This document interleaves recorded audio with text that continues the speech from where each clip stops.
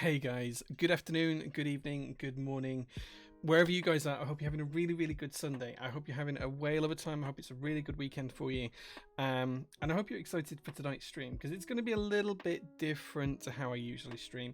I haven't done many unboxings on this channel for a long time, and tonight I have a lot to show you guys. So I didn't have time to plan a build, so I basically raided everything and got everything I'd got together and thought, is there anything that's ready to build down? And the answer was like, no. I'm waiting on looped switches, or I'm going to cut a new plate for it, or whatever. So I basically just grabbed all of the next, I think there's like 10 different boards here or something. That's going to be my series of projects upcoming, and we're going to show you guys that today.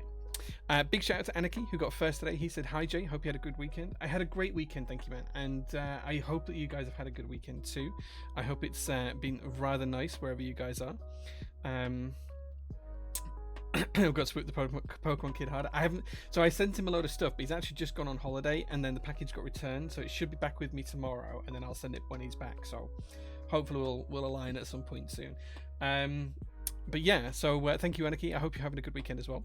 Thrax is here as well. He says, yo, Crocobie redeemed hydrate. Well, let's hydrate with some coffee, I guess. There we go. Andrew is here as well. He's Andrew Ryan. He says, hey man, good to see you, dude. Kodos is here as well. He says, Jay is live. Yes, I am finally live. Sorry, I was a couple of minutes late. I had a bit of a nightmare with the coffee machine, and I was like 2 minutes longer than I thought I'd be making a coffee because I had to mop up the side. It's a whole thing. It's fine. Yeah, but whipping the Pokemon kid harder. I think it's just going to be a little bit of a clash timing wise, but I just don't have time to loop my own switches anymore. That's the big challenge I have. I don't have time to loop my own switches, so I get Matt to do it for me because he's excellent and he's quick, and now he's on holiday, so it is what it is. It is what it is. JQ says damp weekend. Yeah, it's been really damp. I actually went to Leeds City Centre shopping for the first time in about 3 years yesterday. In fact, the last time I was in Leeds City Centre, my mum was still alive, so I know it's like at least 2.5 years since.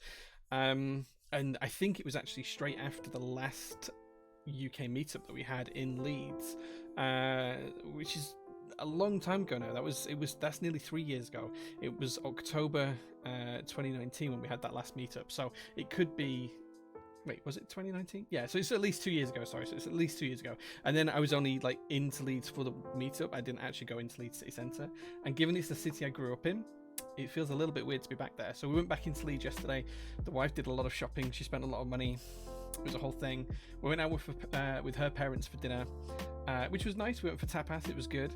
And then I got to visit the Lego store, which was probably the highlight of the day yesterday, visiting the Lego store. I didn't actually buy anything, but I very nearly bought like 10 things. So I almost bought the Batwing because I want the Batwing, and I am going to build that at some point and buy and build it. And then I didn't realize that they decided to do all of these other cars and things that I'd never seen before. It was like, do I want any of these? And it was like, I want all of these. So one of the coolest ones I saw was they've actually got a Nintendo NES and TV. So you build up like a Nintendo Entertainment System and TV, and I desperately want that. It was like 220 quid or something. I thought it was a lot of money for what it was, but I was like, yeah, I need to buy that. And then there was a world map one. I was like, oh my god, that's like so cool. It's like little studs for a world map. Thought that looked great on the wall. Yeah, I need to get around to sorting that out. So yeah, so there we go. Demotex is here as well. He says, hi Jay, hey man, good to see you, my dude. Double VIP points start this week online, I think. Oh right, okay, glad I didn't buy anything in store then. I shall go shopping over the weekend. You've got that one to build as well, 11,000 pieces. Yeah, so I've still got, after we finish the Millennium Falcon, I've still got the Saturn V shuttle with the rocket to make, the space shuttle to make. I've got the International Space Station. I've got the Taj Mahal. I think it's the Taj Mahal. It's one of the building ones. I think it's the Taj Mahal, and a few others as well. So lots to do on that front. 11,000 pieces, right? Makes the Millennium Falcon look like child's play, I guess. iWatch Manga's here as well. Hey man, good to see you. Good to see you. Thank you very much for being here. I appreciate that.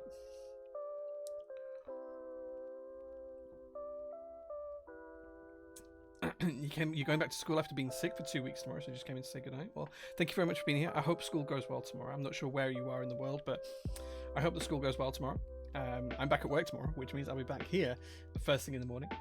Smitey, thank you so much for the follow. Thank you very much, man. I appreciate that. Have a good night. I watch manga. Enjoy the rest of your evening, and be good for school tomorrow, man. Be good for school. How's my day so far? It's been good. I actually today, for the first time as well, I played a video game. Yay! Well, not for the very first time, but I played a video game for the first time in maybe 10 months. The last time I played a video game was when I bought the PS5. I've got a PS5 here in the workshop because I figured that I'd always have free time to play when I'm in the workshop. Fat luck with that. And I bought a PS5 for home, thinking I'll just play like I used to play. And since then, since November last year, the prototypist has just gone busier and busier and busier, so I haven't had a chance to even touch games. I've been basically here during the day from like 7 a.m. until 6 p.m. I go home for dinner, and then most days I come back from like 8 p.m. until midnight, maybe 1 or 2 a.m. even sometimes. So it's been really busy. So I actually I completely wiped my diary out for today and decided I was going to have some me time for the first time in ages. And I played Destiny 2 for like 5 hours solid. It was amazing. I loved it. And it's the first bit of free time I've had all year to myself, apart from when we went away with the wife for our wedding anniversary earlier on this year. And that was with the wife. It wasn't just for me. So, yeah.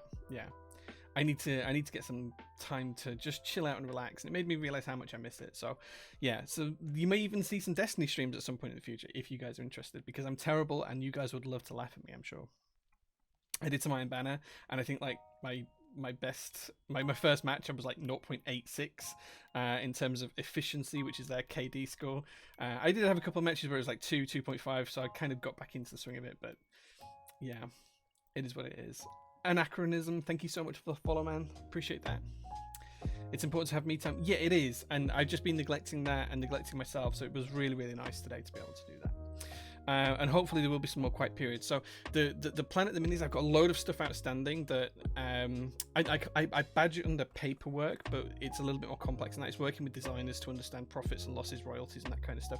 And there's a load of that kind of stuff that's built up. So I want to make sure that that's all taken care of as soon as the ickies are out. So the plan is get the ickies out this week. Do some of that, and then it's my wife's birthday.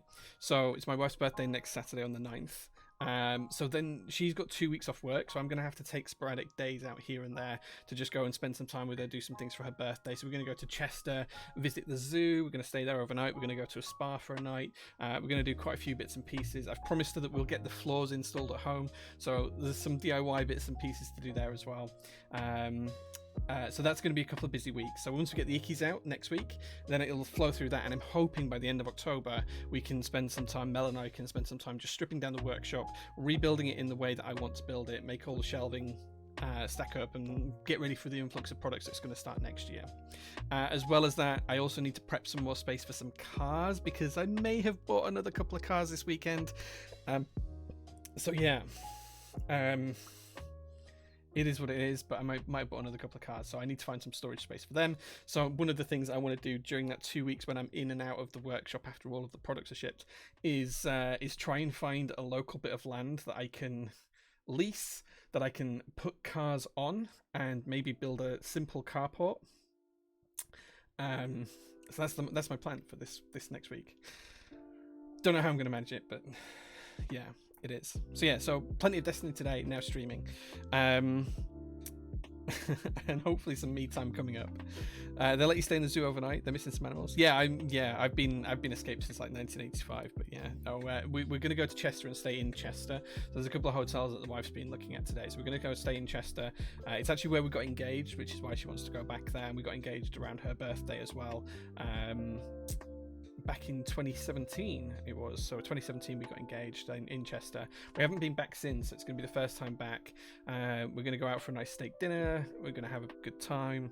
We're going to go to the zoo the next day, and then we're going to come home, and we've got a couple of day trip house plans, so it's going to be fun.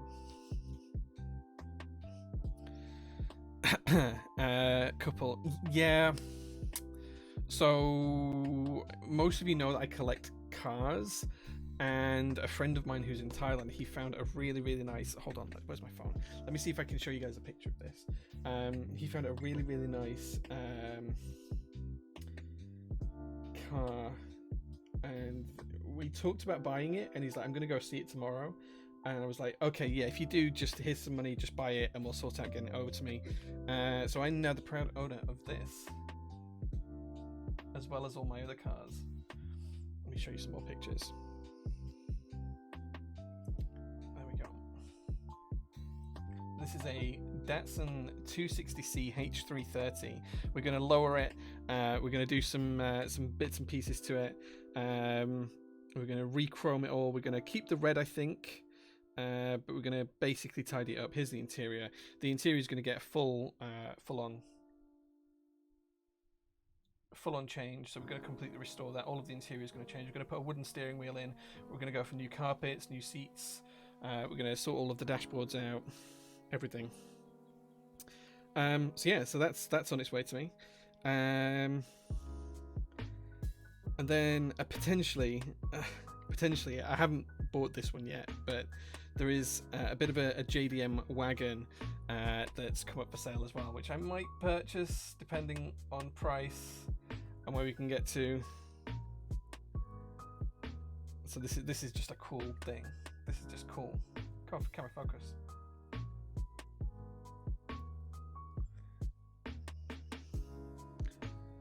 There we go.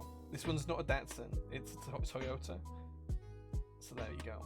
So that's maybe something we'll buy. So when I said a couple, that's the one that's on the cards at the minute. I haven't decided yet. Working through that. So what's the hobby? Owning the cars or the everything? Bit of both. So I have 10 cars, and most of them have seen some sort of restoration under my own. My engine is black, looks a little compared to mine. Fair, yeah. I don't really have the space. I struggle. I have like 4 here at the workshop, and I have the rest at home. And I'm gonna have to go look at leasing some more land to keep cars on, and hopefully build a carport on it. So that's my plan for the summer. Bontu, hello, thanks very much for being here. Good Guy Entity, have any of the Icky ship? You can go and check out the updates on the website. If you go check out the updates on the website, you will see where the Ickies have shipped. I'm trying to get everyone to check the updates because I get like 1,000 messages a month asking me if something's shipped or if where's this group by or where's that group by. But the updates have all of that information. If I know it, it's on the updates. It's live. You can go to the website, click the updates tab in the top middle, and follow the instructions on that page. It will show you everything. All of the group buys we've ever run on Prototypist are listed on there, as well as some of the upcoming ones, and all of the latest position is on there as well. So literally it's live. If I know a new piece of information, I update those updates first before I do anything with that information. Before I reply to an email, I put the information on that updates page. Before I order something or send payment, I put the information on that updates page. So everyone can always check the live position of every group by checking those updates pages. They're literally the latest information I have given at any time. If there's been no update for a while, it's because there hasn't been one. I don't know anything new. Because the other thing I get is people say, oh, you haven't updated that page in like 6 weeks. What's the latest? Well, that is still the latest. Nothing's changed. So there we go. Did I miss the unboxings? Hammer Brother? No, you didn't. We've got loads of unboxings to go through. We're going to start going through those in just a minute's time. But yeah, in terms of space, it's a struggle. There's a bit of open land not too far away from where I live. I'm going to go and see if I can lease it and put I want to put like a carport on there that's long enough to just store like 8 or 9 cars in, something like that. Maybe open on one side, but just drive them in and then just put tarpaulins over them, I think. So there we go, yeah. Okay, so that's been my weekend. That's my update. That's what I'm doing for the next couple of weeks. Should we share some keyboard stuff? Lex, thank you so much for the sub, man. Thank you so much. Thank you so much, man. Have you seen the Royal Garden desk mats? They look mint. I haven't. No, I haven't seen them. I'm afraid. No, sorry. Okay, let's flip over to the other camera, and I can start to show you guys some of the things that have come in this past couple of weeks that we're going to unbox, and we're actually going to start to build over the next couple of months on stream as well.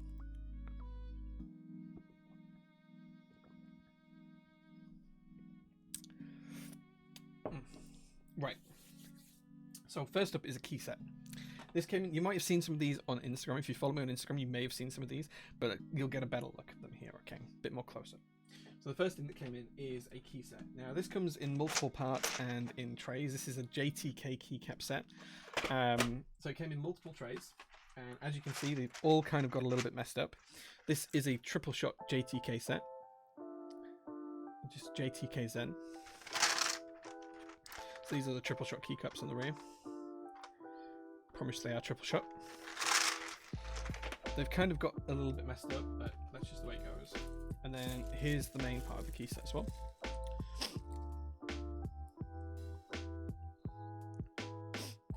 DHL still has my GR1 and customs. Yeah, like I think almost 2/3 of them have been delivered now. There's like 1/3 left that haven't been delivered. So we're getting there. So this is JTK Zen. It's pretty cool actually. Like there's a load of different keys to it. Like there's just tons and tons and tons. I'm pretty happy with it. Like this extra green set was like $10 or something like that, or whatever. Or one of the sets of alpha was like $10 extra. It was so cool and so cheap. So this is the first thing that turned up. There is some more to this as well. So as well as all of those keys, there's also all of these keys as well, which for a keycap set is kind of nuts. Like there's just like you could outfit any board with this. Like I think there is no lack of keycaps to put on any single board here. Like there's just so much. There's just so much. Like 3 sets of alphas, all of the extras and add-ons, and God knows what else. The triple shot caps, space bars, everything else. Like I feel like I can probably outfit like 3 boards with this. Like for one keycap set in a group buy, that's like $230 or something. It's kind of nuts how many keys you get. So, and some of these keys are really cool as well. Look how cool some of these legends are. This is like in a JTK Max, so there's 2 trays to this. There's like 2 full sets of mods and different accent keys and everything. And the triple shot caps are so good as well. Like the triple shot caps are unbelievably good. I haven't unsealed them yet, but these are so nice. It's not my first set of triple shots, but they're really, really good. Really good. It's JTK Zen. Wish GMK did triple shot too. Yeah, I mean GMK's the way that GMK's set up, their physical machines won't do triple shot. They'd have to do some heavy retro modification to be able to get them to work. That being said, I don't know how they're setting up their new machines, so it may be something that will come in time. They'd have to adjust a lot of their molds as well.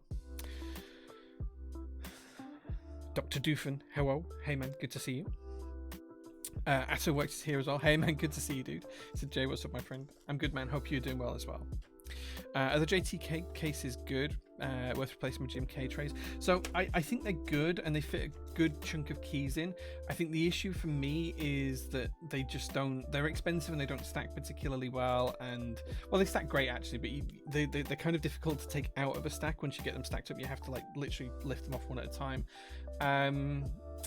Yeah, I personally wouldn't put all of my keycaps in them, but then my keycap collection is kind of silly and a little bit nuts because I've got hundreds and hundreds of sets.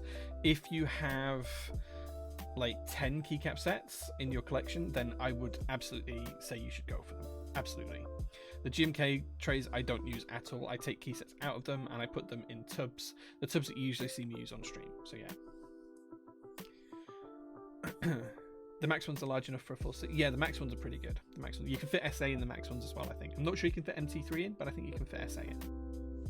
So yeah, so that's the first thing I wanted to show you guys. That's a keycap set I'm really itching to use and to try and get on something.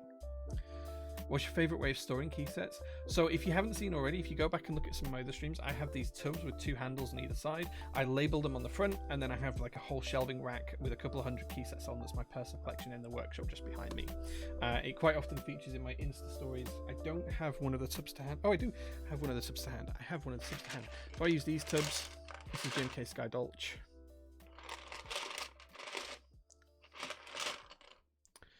And I have like 200 of these tubs with different keycap sets in, and then I have a smaller version which is probably about so big, and I put all of the add-ons. So if there's like an international kit or if there's like some novelty packs, I put those in the add-on kit, and you can see that's why I label these with base, and then on the other ones I'll label whatever's going in the other kit.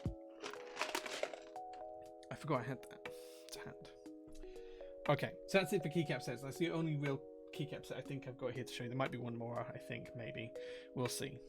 One day we'll get those tubs from... The issue with these tubs is that you can't stack them inside each other. So if you have 2, I can't put one inside the other. They stack great on top of each other though. But because I can't stack them inside each other, they just become really, really expensive to ship. Like, each one doesn't fit in a Royal Mail small package. It has to be a medium package, which means that you're then paying like £6 for 4 of them to be shipped, and it just becomes really, really expensive. If anyone wants one as an add-on to an in-stock order, just email me straight after you've added it to your in-stock order, and I'll see if I can fit it in the box that we've packed out for you, and we'll sell them to you cheap. But I can't. There's just no point in me listing them because they're really expensive to package and ship. So yeah, it was kind of like a great idea for a product, but it's impractical to ship. If I can find some that are similar that will stack inside each other, then I will absolutely get those in stock. It's a similar reason why I don't stock the JTK trays, because they're just so expensive to ship to customers.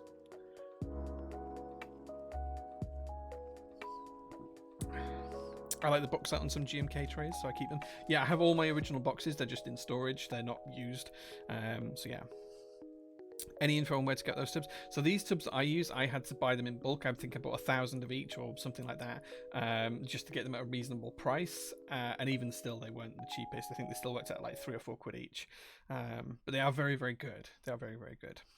I think if you bought the same ones from the manufacturer and you didn't buy them in that kind of bulk, I think they were like £5 each, which is... It's kind of bordering, because like I'd have to add VAT on top of that, so I'd be like selling them for like £6 each or something if I was buying them in that small bulk. But because I bought them at such a price, I can probably sell them for around £4 each, something like that. I don't know. I'd have to work it out. Rabbit Sensei says, what did we unbox so far? Just JTK Zen. That's all we've done so far. Plenty more to go. You must have a lot of tubs. I do have a lot of tubs. Derek says, how happy and relieved are you to have shipped the JL1s? Dude, so happy that people are excited to get them in their hands. Like, the biggest thing that I've been excited for this past week is the fact that in the prototypist Discord, people have been sharing pictures of their JL1s. So they built them, they're sharing pictures, I can see them, and it's just like heaven. Like, it makes me so happy. I've had a few customers with some issues, as you'd expect, like a PCB that doesn't work on a rival, or a diode's missing and stuff. So we're working through those, and most of those have already been answered or will be answered on Monday. So we're working through those, but I expected that. And then I'm just waiting in for some more boxes, because we ran out of cardboard boxes to pack them in, and the FR4 plates for ISO users. And as soon as those FR4 plates for ISO users come in, we'll ship those out as well. I'm hoping that's going to be relatively soon, like in the next week or so. And then after that, we'll start to look at extras. So extras are probably going to be late October. I can't see them being in the next few weeks, because I want to make sure that the ISO users have got their boards first, and then we'll start to think about extras. So it's going to be a little time away before we do the extras, but not too far. Not too far. I use tackle boxes from the dollar store to store keycaps. Works if you're on a budget. Sounds like a good plan, man. Problem is, no vendor wants to stock JTK trays, so getting hold of them is difficult. I can understand the reasons why. It's just a bit irritating. They're so expensive to buy and ship. Like the cost to ship them from JTK to like any vendor is just so high for what they are. And of course, we have to add the cost of buying them, the cost of shipping them, the cost of import fees into the price of the product. Then most vendors want to make a margin and a profit on those as well. By the time you've done that, they're just too expensive and people don't buy them. So it swings and roundabouts. But unless JTK drops the price quite significantly, or we find a better way to ship them, it's probably not going to happen anytime soon.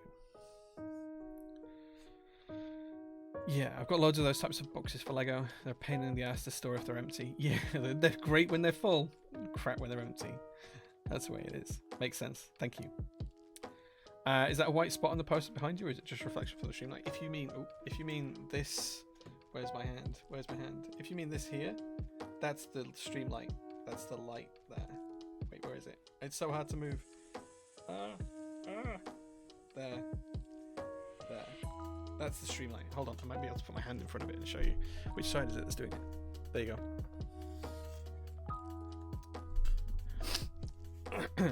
Yeah, it's just the streamlight. Icky extras will be after all of the group buy ones have shipped, and we've made sure all the customers are happy with their parts. So probably a couple of weeks. The poster's crooked now? No. No, it's not. It's dead straight. It's just because you're looking into the corner of the room. So the camera's on an angle looking into the corner of the room. That's why this doesn't look level. And why this doesn't look level. Because you're looking into the corner of the room. But it is level. It's definitely straight. Look, I can prove it to you. Look, if you look here on this edge here, wait, this edge here, you can see that it runs in parallel with that, the piece of wood, the slat of wood. So it's definitely a level. Iwane, thank you so much for the 12 gift subs, man. Thank you. Dude, like, well, 11 this time, but 12 in total. Thank you so much. Thank you. Ah, thank you, man. I so appreciate that. 11 subs. Guys, that's nuts. That's kind of crazy. Iwane, thank you so much, man. Thank you so much. I really, really appreciate it, dude. Thank you. I feel bad for not having a look at your messages from me on Discord for like 3 days now. I apologize. I will get some tomorrow. I've just been taking a day for myself today. I'm sorry. But thank you so much, Iwane. Thank you. But yeah, Icky Extras will be after the group buy ships. Most of the group buy has already shipped. The rest should ship on Monday, Tuesday, depending on when DHL come collect. After that, we'll sort extras out and it'll be a couple of weeks away. Probably mid to late October. I've been using tubs from Really Useful Box that handy. I don't know if reselling them is viable, but they're really good to use as they have standard size and fit into each other. Yeah, if you buy from Really Useful Tubs or Really Useful Boxes, whatever they're called, you can't resell. It's part of their terms and conditions. There we go. Iwane with all the subs. Thank you, Iwane. Thank you so much, man. Thank you. Still waiting on Icky for Canada. I don't know who the vendor was in Canada. Was it Desk Hero? I can't remember. Everything has extras, Truman. Everything has extras. I have a problem with a keyboard weight screw. I cannot get it out. Any suggestions? I'd need to see pictures. Message in the Discord and tag me and I'll take a look. I'll take a look. Crocodile's redeeming hydrate again. Okay. I need to put the prices of those up so you can like spend more points to get me to drink. Right. Let's take a look at the next thing to unbox today. So this is something from Matrix Lab. Most of you guys probably know that I'm a huge fan of Matrix keyboards, and a lot of this pile is Matrix stuff, I'll be honest with you. I've had like a deluge of Matrix boards delivered in the past month. This one is a Vita. I already have one that you've seen me build on stream, but this one is another one. In fact, is this the Vita? This might not be the Vita. But here we have a plate. In fact, there's a couple of plates in there. Plate and PCB, look, there we go. We have another plate and PCB in here. I think the first one was FR4, that's Alu. I think this is actually a Falcon. Oh, no, it is a Vita. This is a Vita as well. So this Vita, Pew Pew Laser, thank you so much for the sub, man. Thank you. This Vita is in green. So I spoke to Albert from Matrix Keyboards, and the reason why I got this particular one is because I want to try and get a keyboard that matches each of my cars. That's what we're trying to go. So, for those of you who don't know, I have a green truck, which is pretty much this shade of green. So, he was kind enough to dig this one out of his collection for me, ship it over, and now I have 2 Matrix Vitas.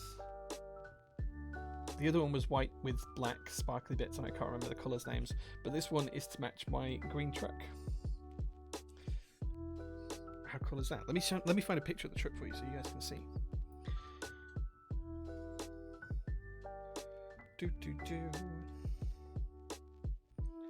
Okay, why do I not have pictures of this truck?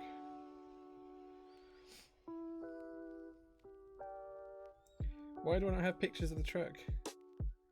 Okay, I know it's on my Instagram. Let me find it on there.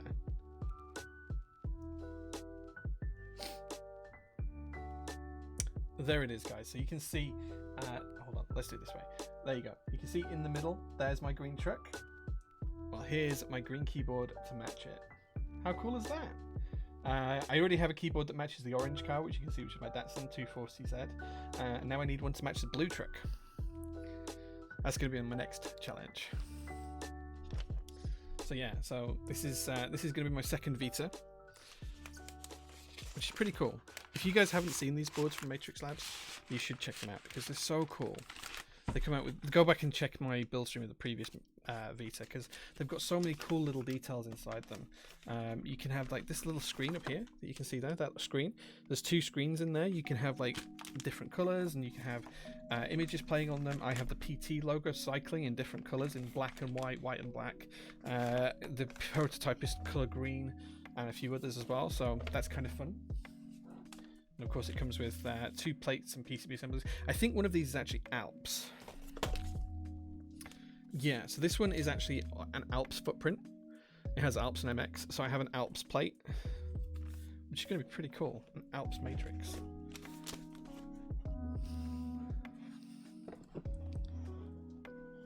look, you have the connections to request color. This color is one of the stock colors. This was actually, it's not like it's specially colored. This color was one of the colors that they did. I just reached out to Albert and asked if he had any of these left over. It's not like I got special consideration or anything else. He just happened to have one in the green that I wanted, left over from the group buy, left over from the extras. It was just sat there on his shelf. He happened to sell it to me. It's not like I got any special consideration for it or anything like that. I literally just asked him, do you have, I have this, I literally said to him, I sent a picture of the green truck and I said, someone has told me that you did a Matrix Vita in this color. And he's like, oh dude, that truck's cool. I have a board that'll match that. And then he sold it to me. Simple as that. Simple as that. It's not like it was like a special colorway or anything. It is one of the colors that was there in the group buy. I think it was only for the China group buy, so whether you want to class that as something kind of special or not, I don't know. But yeah, it's cool. It matches. I'm pretty happy with that. That's board number 1 I wanted to show you today. Board number 2 is something a little bit different. We're going to change manufacturers here. See if you guys can tell me what this is. Does anyone know from here what keyboard this is? Without me showing you any more details, anyone know what this keyboard is? Can anyone guess? There's some subtle hints here. There may be another one of them just that. There may be a little logo here. Yeah, G on F1. So, what's special about this one, I hear you ask? Well, first and foremost, it's one of the polycarbonate bases.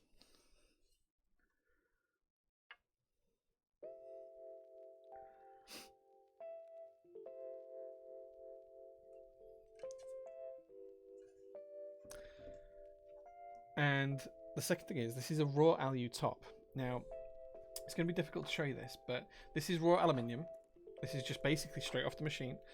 You can see the mill marks on the inside. And what I've done is I've actually brushed the top. So you can see that the top's got a brushed aluminium effect. It's got some, it needs a bit of a polish and a cleanup, but you can see here, it's got this brushed aluminium effect. So we've just given it a polish and brushed it. So it's got a nice kind of brushed aluminium effect. So I'm going to give this board a clean up. We're actually going to laser etch into the aluminium. Even though it's raw, we're going to put a pattern design basically over the whole board, but it's just going to only show on the metal. And we're going to have like a really nice contrast between a laser etched, which looks a little bit like sandblasted kind of finish in certain areas, and a polished, smoothed out, brushed, polished in other areas. So it's all polished this way. This was a real pain to do. Like if I show you on this side, like you can see here, the brush marks on here, like doing them here, took so long, but it's because I wanted them vertical on the board, top to bottom. So yeah, I will coat it afterwards. So once we've so aluminium doesn't really oxidize in the same way that other materials do. When we anodize stuff, that is basically dyeing the oxidization on it and protecting it through oxidization. It's not like rust that you see on steel and everything else. But yes, I will be clear coating it afterwards. So the plan is to give this a polish and a clear coat after it's been laser etched. So we're going to polish it up first, then we'll just touch it with gloves after we've done that. We'll laser etch the design into it, and then we're going to clear coat it afterwards. We'll do a stream on that as well. I'll do a workshop stream where we actually do that. And then the sides, these are just going to be brightly polished. So we're just going to polish all of the sides and then the lips as well. And then the top's just going to have that stainless versus matte finish where we've laser etched it. So that's an upcoming project. I do have weights for this and PCBs and plates as well. We're going to go with a carbon fiber plate in this because I think it's going to really, really sound good with this polycarbonate base. So here we go. That's project number 2 that I have to do in the next few weeks. I'm wondering how subtle a laser patterning will look like with anodization. So if you do anodization, it looks a little bit different. So this is what it looks like on anodization. That's how the lasering comes out. So it cuts through the anodization, takes you back through to a silver layer, and then anodizes it basically as soon as it's exposed. And it goes kind of like a white color. It's not flaky or anything, it doesn't come off, it's just as it is. That's how it goes. But when you do it on raw aluminium, it looks a little bit different because that's raw. It's not anodized. It's completely raw. So when we give that cleanup and we polish it first over the top of the brush marks, and then we laser etch it, we're going to have basically what looks like sandblasted areas, and we're going to have what looks like brushed areas. So you're going to see a real difference between the two, and you'll be able to see this nice pattern go across the whole workpiece. It's going to be good fun, is that one? It's going to be good fun. Thoughts on the GMK Rudy Group buy? Dark horse. If you haven't bought it, you should, because it's really good. It's It's really good. It's one of the sets I regret not buying when it was in the first group buy, and I'm privileged enough to be running it as a group buy this time, so I'll be able to make sure that I can get one of every kit, and that's my plan, to buy one of every kit for GMK Rudy, and you should too.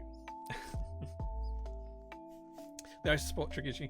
Yeah, the older I get and the more in depth in this hobby I get, the more I'm kind of, as long as I can cover an ISO layout, the happier I'm going to be. I don't have to have UK ISO anymore, which I used to really, really want, but I'm learning to mellow out a little bit. I'm going to be learning to mellow out. What makes it the dark horse for you, Jay? So I really like the dark blue. Like the shade of blue it is really, really nice. I didn't get GMK Deep Navy either, and I'm really missing a dark blue set. So GMK Rudy is where I'm going for. Oh man, you're just asking me for thoughts about every set I'm selling at the minute. DMG. So I have GMK DMG round 1, right? It's no secret that I love that keycap set. Future Crime is a good friend of mine. We speak quite often about multiple projects, and I'm so happy that he wanted me to run DMG for him, because it's such a cool set, right? Everyone knows that set. Everyone knows what those colors invoke and what the inspiration was behind it. So I'm hugely happy with DMG as a set. I think it's amazing, especially with the Hebe caps this time around as well. Thoughts on white on black red Cyrillic? So there's been a lot of Cyrillic sets. What's really cool about the white on black red Cyrillic set is that Karma, and I can't remember the name of the guy he's working with, but Karma and the other guy, the name slipped my mind temporarily, it'll come back to me. They've actually really gone deep on these legends, and they've adjusted all of the Cyrillic legends to what Cyrillic legends should be. So all of the sets that have happened historically and had Cyrillic legends on have been slightly wrong, and now white on black red Cyrillic is going to correct all of those. Rudy versus DMG, go with what your heart says. Do you prefer the dark blues, or do you have that retro gaming kind of passion? That should make your answer for you. Kudos says, thanks for all you do for the UK folks. Thank you, man. Thank you. The hobby wouldn't be here without customers and without you guys. So, you know, I'm just helping you guys out. That's the way I'm doing it. The Right PC, hey man, good to see you. Please don't tell me you pinged me over the past couple of days, because I've been taking the weekend off, so I apologize if I've got some DMs from you that I haven't read, because I know we have a couple of projects in the work. So yeah. Have a brother bought DMG, nice. The Hiragana set is a great addition actually. I really like that. How about 002? How are the sales doing on that one? It's doing well. I'm not going to share numbers because it's not my place to do. But everything sells relatively well. Like we have some sets that sell astronomically, like Dual Shot and Striker did, and you know, they're expected to do really well. And we have other sets that don't sell so well. But I don't think anything sells particularly poorly these days. I think everything's doing quite well. So yeah, I'm pretty happy with that. Sorry for starting the thoughts on questions. That's fine, man. That's fine. You want to get Reforged first? Yeah, Reforged is pretty cool. If you like those oranges and stuff, Reforged is pretty cool. I think that I have a board that's got Reforged's name on it. Mintlodica, hey, good to see you. How you doing? I hope you're doing well. Guys, go follow Mintlodica because she's awesome. Helping us out equals murdering our wallets. That's not the plan. Like, right? I don't make any money personally, guys. Like, this is the thing. I run Prototypist in my. I say it's in my spare time, it's all my time, but I don't take a salary, I don't take money out of Prototypist, I don't get paid for what I do for Prototypist, I don't have any income whatsoever other than like a couple of £100 a month from streaming, that's it. Other than your subs and donations on here, I don't make any money whatsoever. Everything I do for Prototypist is on a voluntary basis. So there we go. An accomplice to murder then. Sure. I enable other people to murder your wallets. Maybe we'll put it like that. Good time is for you. No pressure from me. Thanks, man. If you do need me, just ping me. I have a feeling like a few people have dropped into the stream because they know I haven't replied to them all weekend. So yeah, but I've just been trying to be nice.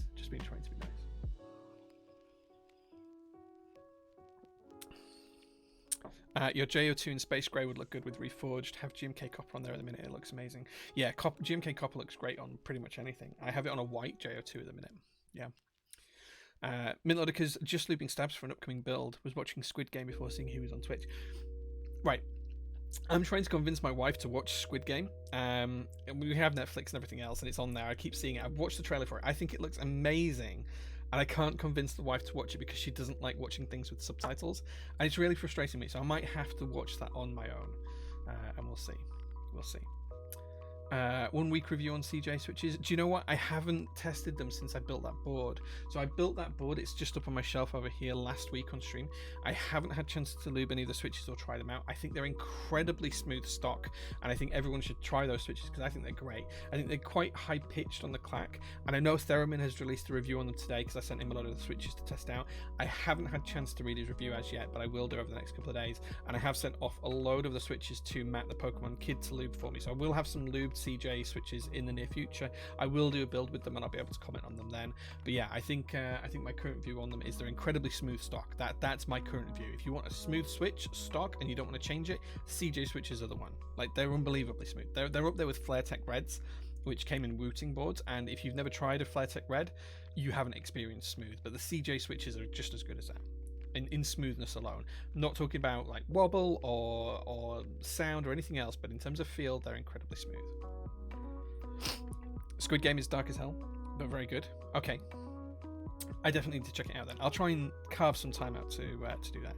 Hey Ruben, he's here as well. When are the trays going to be available? So these trays are going to be in group buy soon. I just need to sort out with Tom. Oh, we're in the wrong camera. I just need to sort out with Tom when we're going to do these. So these are going to be in group by soon. Orange is one of the colours. We've been testing out laser etching on the base to put logos and things on.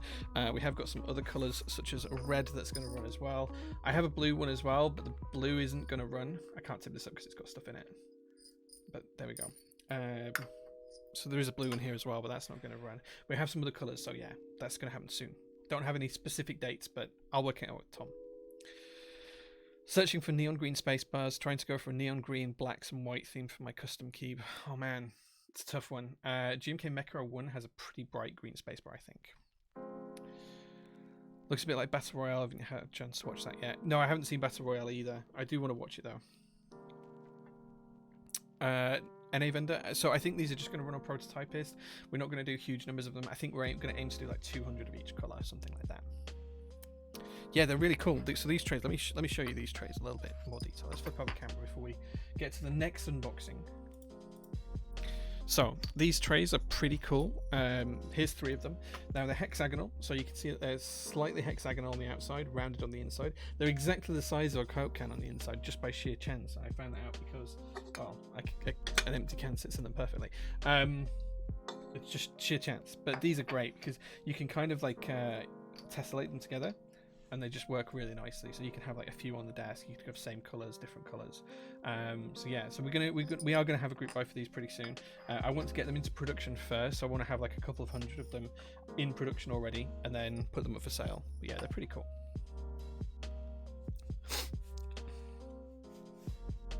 The Coke can magnetic. They're not magnetic. No, they're made of aluminium. They're not magnetic. No. So you'll be able to. What we'll do is we'll create a file. So if you guys want, you'll be able to get a magnetic piece cut that exactly fits the middle. I haven't got any idea of pricing. I need to speak with Tom before we decide on pricing. But they're coming soon. Okay, what's up next? Next thing to unbox is another Matrix item. This is a number pad. And I have 2 of these. I haven't opened this one up. I don't know what color it is, but these are number pads that go with the 8xV2 add, the additional board. Again, from Matrix Labs. There you go. How cool are these boxes, though? Look at the box. These are so cool.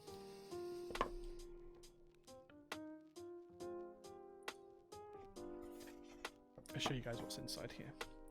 Let's catch up with questions. Any idea of pricing? No, sorry. Do GMK sets ever come earlier than expected? I find it difficulty to wait for 1 year for a keycap set. I really want to join DMG and Rudy. I can't promise that they will. Expect the dates that I've put on the listings for when they should be arriving. That's that kind of thing. Check with the updates every month or 2 because I'll update them live as soon as I've got more information. I'll update the updates pages on Notion. So you can just do. I'll go onto the website, click the updates at the top of the screen, and that will show you a guide on how to use the updates pages. I'd like to think that GMK lead times are going to shorten now that GMK are in the process of setting up a load of new machines. So I'd like to think that lead times will get closer, and I hope they get down to about 9 months. Whether that's going to happen for sets that have already run or just for future sets, I don't know. So I can't promise you that they're going to come earlier, but I will promise that I will keep you updated with anything that changes. So if that date changes and moves, whether that's closer or further away, I promise that the updates will reflect that. That's my promise to everyone who joins any group buy, that I will always keep you updated. The updates will always have the live information, and you'll always be able to follow it there, irrespective of what's happening to the timescales. You'll know what's happening to them because you'll be able to follow it. Hope that helps. Okay, so this one I did buy secondhand, and this one was kind of on the aftermarket. This one came from Socialite. He found this one for me in Korea. So this one has been built. The first thing you get in here is like a cable, so like a full-on coil cable pack, which is pretty cool, as well as some rubber feet and some other bits and pieces. And then here is this one. I haven't opened the other one yet, so it might be a different color. So you can see this is in the sparkly black colorway. This has kind of got like a sparkle to it. The camera doesn't really pick it up, but there we go. It's the number pad. It's got the Xmas edition on the back, 8xv2 additional. Also has USB throughput on the rear as well, and then the button as well for that. It's pretty cool. It's pretty cool.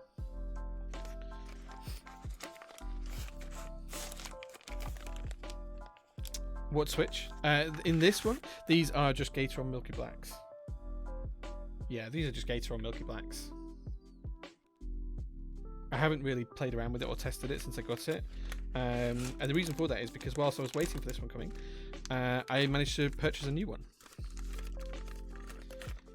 I don't know what colour the new one is because it was sent to me as like a bit of a surprise. It might be the same colour as that one.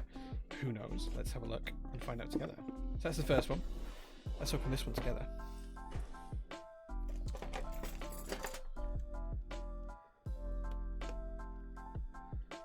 Go flush cutters, cut.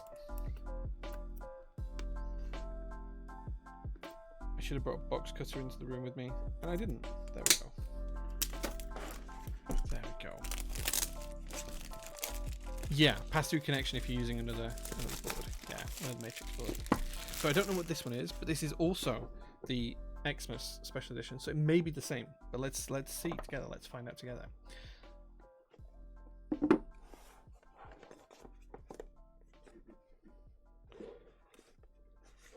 Oh, that's cool. Little folded up bit of paper to help you hook that out. That's kind of cool. Again, we've got a cable in here and PCB.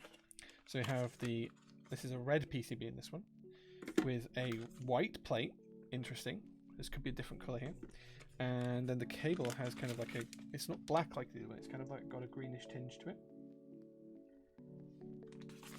So there we go. Could be McFlurry colorway. Could be. Let's see. Ooh, it is a McFlurry colorway. So here we go. This is the second numpad. And this is the McFlurry colorway. So this is, again, it's kind of like slightly sparkly. The camera doesn't really pick that up. And there we go. Pass through as well.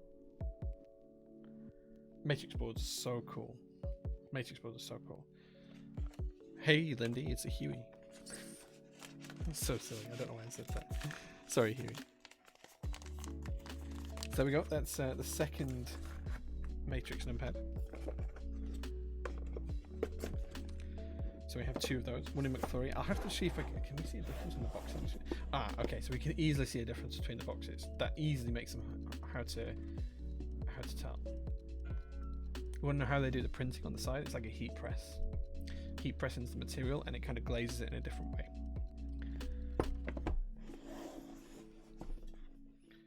Okay. That's the two numpads. I did tell you there's a lot of Matrix stuff, and we haven't got through all of the Matrix stuff. There is a box here. I don't know what this is. This was just in this pile. Oh. This is some keyboard foam that Matrix sent me to test.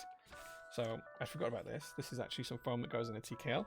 So let's open that TKL now and show you guys what that is. I'd forgotten they sent me that. That's just something for me to test. But that is to go with this board, which you might recognize as a Matrix 2.0 additional, and you can tell what colorway it is from this. Let's take a look. But yeah, the printing on the side is just like a heat press into the metal, and it just glazes the finish just a little bit differently.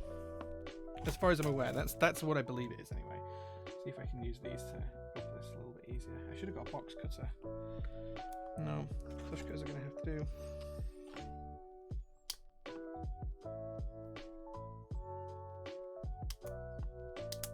There we go. I'm a huge fan of Matrix boards. They're just so cool.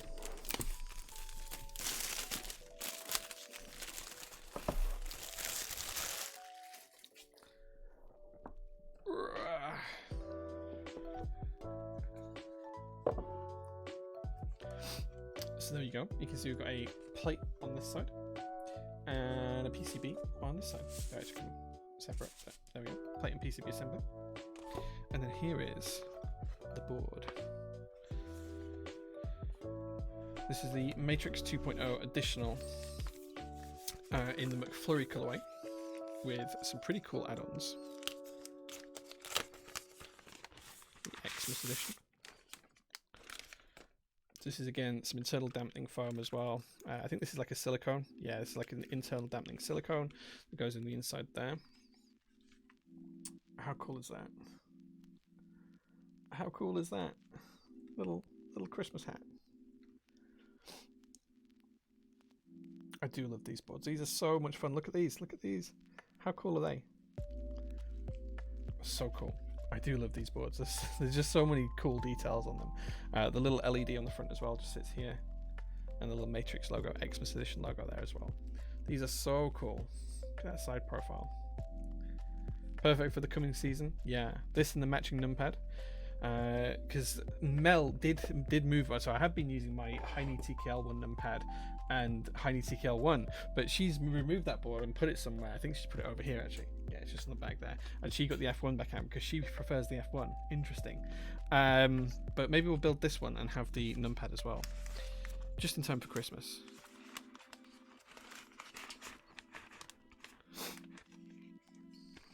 What color LED ring did I get? I can't tell on this one. I can't tell just by looking at it. We'll save that for the stream because I can't really tell.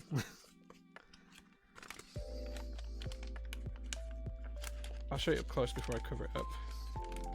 Come on, go back in the bag. So there's the LED ring. It's kind of like a reddish color, but it's like red and gold. It's kind of got some stripes on it. It's kind of difficult to see. Hopefully you can tell from that, Derek.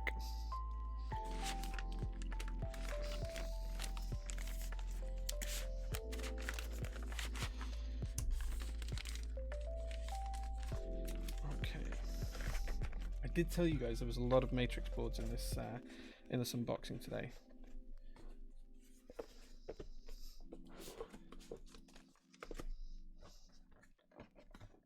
Oh, and we got the little postcard as well. The little Christmas postcard, which is pretty cute. I want to got the Emmy. Yeah, I got 2 of the Emmy. Is that one of your 2 boards? So all of the boards I'm unboxing today are my personal ones. So there we go. Right, what's up next? So up next is something a little bit different, and this one's actually from a UK designer. Can anyone guess what it is from here? Now this is not a very well known board, but can you guess what it is from here? The A might give you a clue. See if you guys can guess from the A what board this is.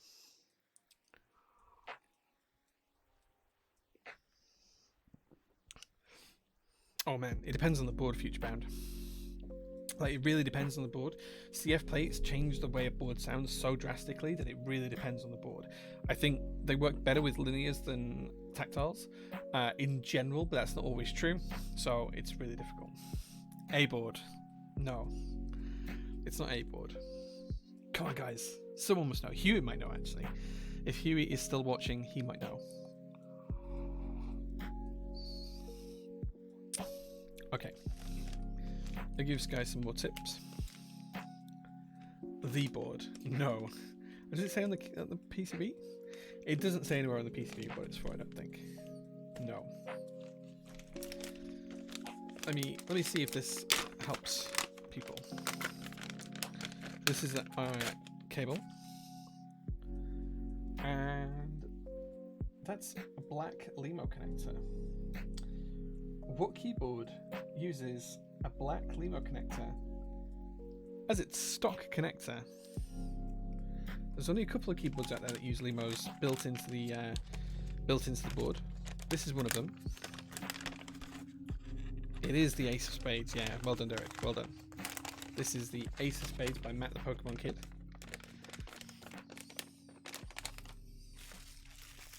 This is my particular unit. I didn't get to choose the colour. Matt chose for me.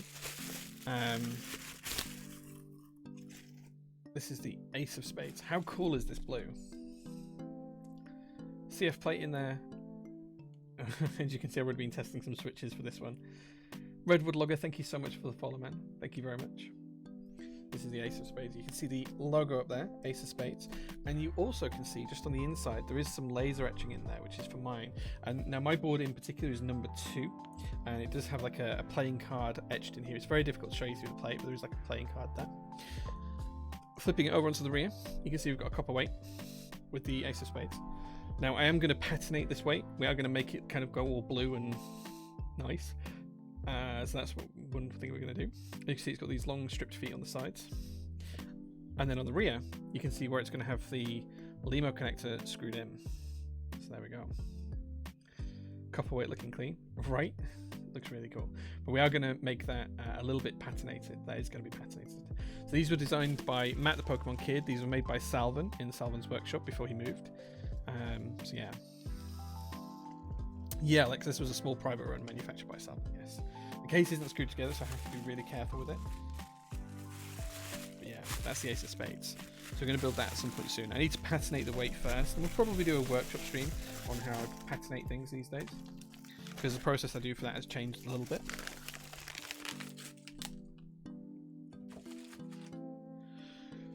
Okay, what's up next? Well, it's another Matrix board.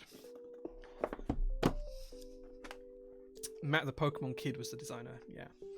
So this is another Matrix board. I told you I've had a lot of Matrix boards delivered. But this is something a little bit different because this is a Falcon. So this has a really interesting plate. Let's take a look at the plate. Can you guys see how this is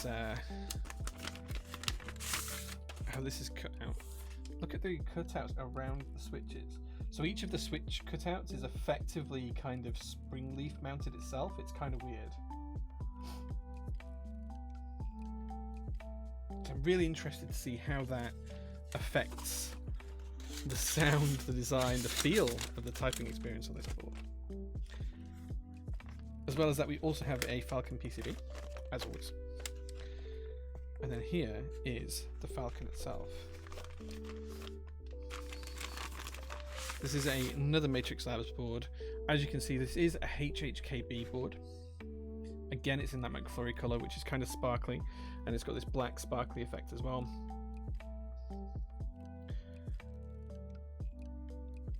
Cocoa, thank you very much for the follow. Appreciate it, man. I just love Matrix stuff. Like, it's just so cool. It's just so cool.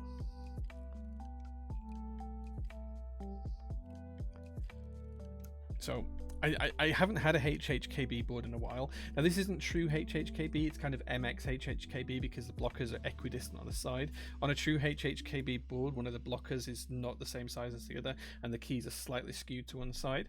But this is kind of like the symmetrical HHKB, the kind of the more standard version of what we're used to in the hobby. But this is the Falcon, and I think it looks pretty cool. Covered in badges, covered in sparkly bits, McFlurry layout. Gonna look great with some white keycaps on there. Yeah, another awesome board to build up at some point.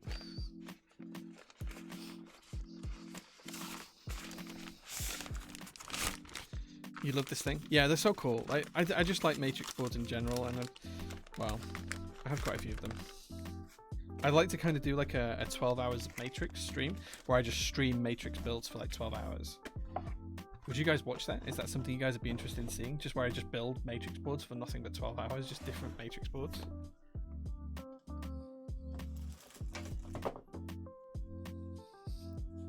Typing on a pink one right now. Nice. Okay, so I need 2 arms for this one. This one's a little bit heavier. So, we talked earlier on about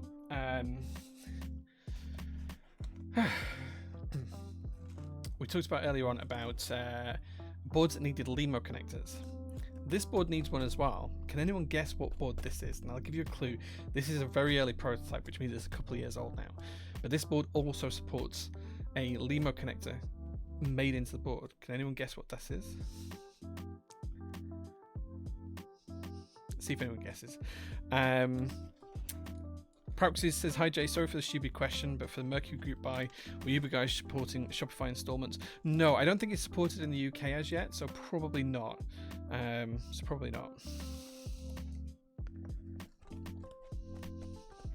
Okay, a couple of you got it right. Kepler. My Kepler 65 hasn't arrived as yet, so I did order a Kepler 65, but this is the original run of the Kepler. So when Brian did that one stream, that one time, for a Kepler, this was that board. God, I forgot how heavy this was. This is that original prototype board with a POM plate now, and we're going to rebuild this into an ISO layout. This thing is chunky as hell, and it has this awesome PVD finished black base. It's a bit dirty and a bit grimy, it needs cleaning up, but there you go, you can see like the reflection of everything. It's just this awesome black. It's kind of hard to show you the shape of it as well, because it does have these cool curves to it. So yeah, so we're going to be building this at some point soon as well. But again, LEMO connector in the rear. This thing is so chunky. It's cool though, right? So that is another board to build up on stream at some point soon. The only 2 boards I have with LEMO connectors in are this one and the Ace of Spades. Now I do have an FC65 on the way as well, but that hasn't been received as yet, so hopefully it won't be too far away. Pingu Ping, thank you so much for the follow, man. Thank you. That weighs about 4 kilograms. It's stupidly heavy. So silly heavy.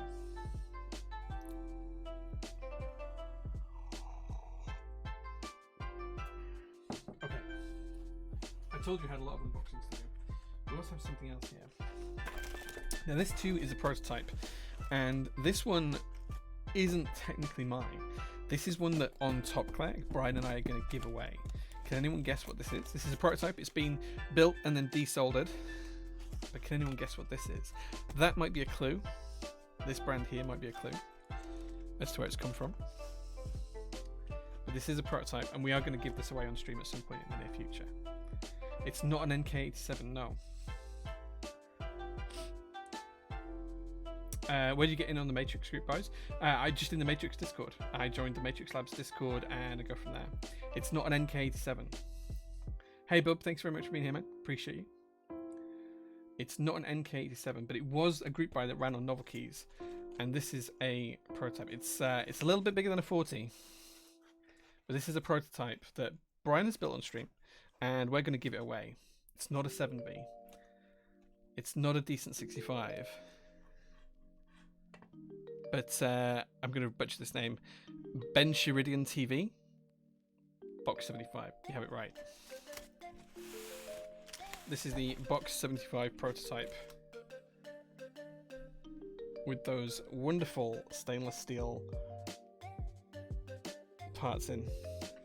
This is so light compared to the Kepler. So we're going to build this on stream at some point soon, and then we're going to give it away. Give it a clean, of course, first, but it's got these awesome feet, which I feel are just going to sound really bad, but watching Brian's build, they actually came out kind of good. Conan, thank you so much for the follow, man. Appreciate that. How cool is that, right? Just the way it catches the light.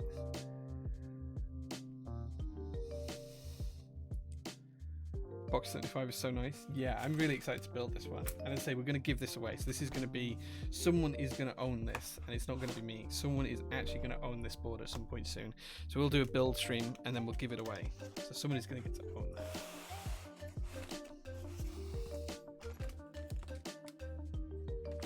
There is no feet on those legs. Those legs just go straight down and touch your desk. So you definitely need a desk mat with it, but there's no feet on the end of them. Okay, we've just got 2 more boards we're going to unbox now. And you'll never guess what brand this one is. This one might be a little bit harder to tell. Can anyone guess what brand this is? Or more importantly, can you guess the brand and the board?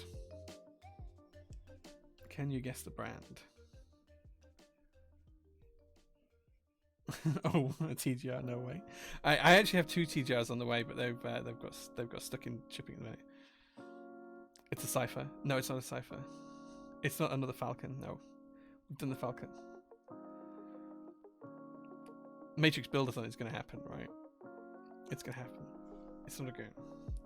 Let's show you the board and see if you guys can guess it from the board. The box packaging might give this away a little bit actually, because this is a little bit different than the new stuff.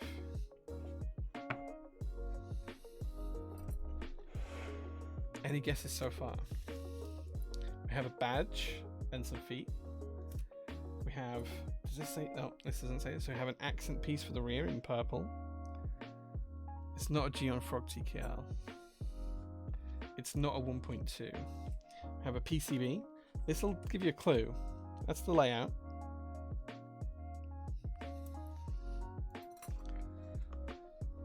And here is the board. Does anyone know from here what the board is? Can you tell? It's a keyboard. Okay, so some of you guys know now. Some of you guys know.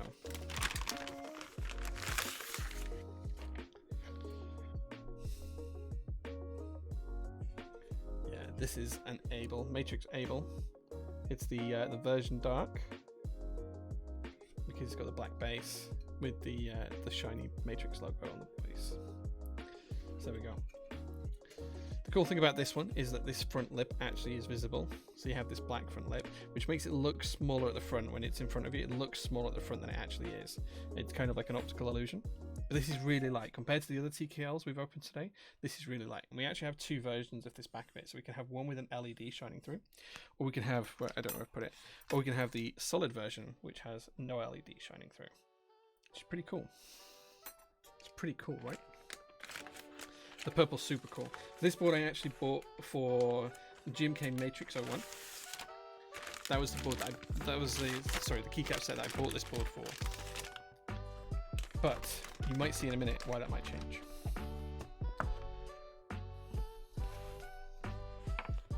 Purple is really nice. It's pretty sleek. Yeah, some of the older Matrix boards are pretty damn good.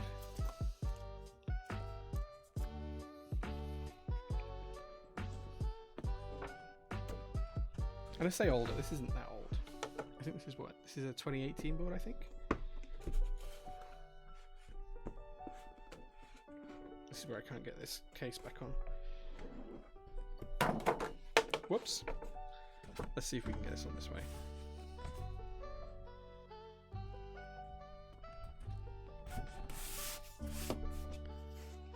Nordhal, that purple was neat. Thank you very much. Yeah, I agree. It is really neat. Welcome to the stream. Okay. Now finally, you're going to get confused here because I'm going to ask you to tell me what brand this is, and these stickers are going to throw you off because these just happen to be there and I wasn't sure, I didn't know that they were there. But these stickers have nothing to do with this board. But can you tell me what this is from here? Does anyone know what this might be?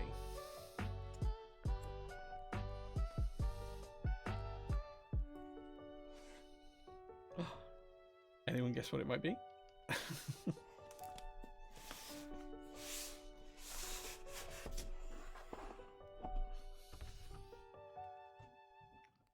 It's a keyboard. It is. It's another Matrix. I might have gone on a bit of a Matrix spending spree. So we have some LEDs. We have some other parts here. Some more LEDs there. And then here we have a plate and PCB assembly. And then here we have this board. Now this one is already built. I did buy this one built. And this might replace the other board for GMK Matrix 01. It's not an ME. I don't have my MEs yet. I bought 2 of those, but I don't have them as yet. And you might see in a second why this one might work out better for Mecha 01.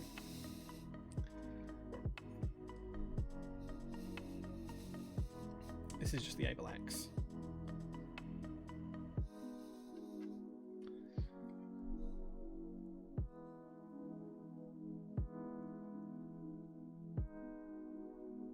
Matrix really nails their purple planners, right? Right. What do you need me to do? Sorry, the stream title. What's wrong with the stream title? Have I spelled something wrong? Have I spelled something wrong with the stream title? What's wrong with the stream title? Ton of keyboard unboxings and Lego Millennium Falcon Part 3. Yeah. Matrix all. Oh, right, okay. It wasn't always all Matrix boards, so looks like the Key Cult Phantom purple. This is older than the Key Cult Phantom, though, I think. But it's not quite the same. The Key Cult Phantom purple is slightly different. It is slightly different. This is a Phantom Key Cult with SA Phantom on. And as you can see, the colours are not quite the same. This is more of a matte finish. I'm running out of room here.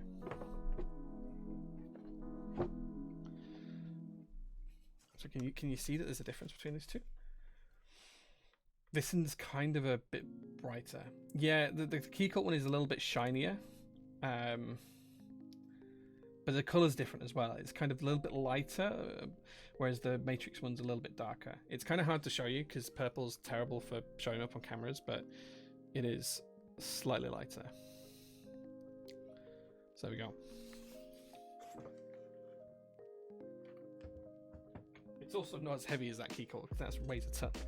Gotta love the ISO Key Cult. Absolutely. Absolutely. So yeah, so this is the board that has taken away the other board's title of being my GMK Mecha 01 board, because this is going to be it. And this one doesn't need taking apart and rebuilding, but we're going to reuse the stabs because they're purple, and I think we're going to put EV01 switches in this, but we're actually going to change them to be those symmetrical springs. That's what we're going to build it with. So yeah, and that's it. That's all of the boards unboxed. I don't have a JO1 Mecha 01. I do have some JO2 Mecha 01s, but they're a different purple again.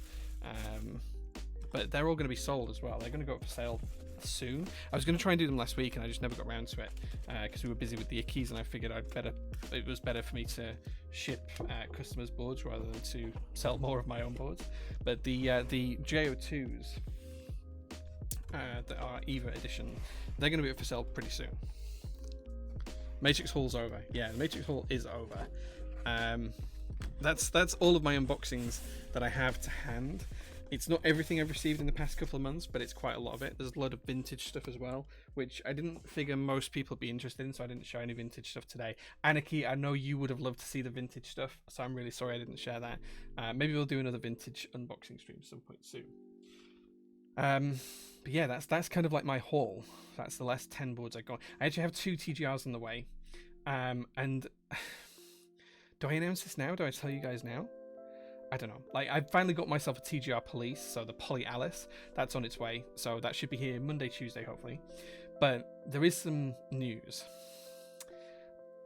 Prototypist is going to have a bit of a giveaway for something kind of special. We're going to give away a TGR Jane V2 CE. It's from my personal collection. I'm kind of donating it to the giveaway.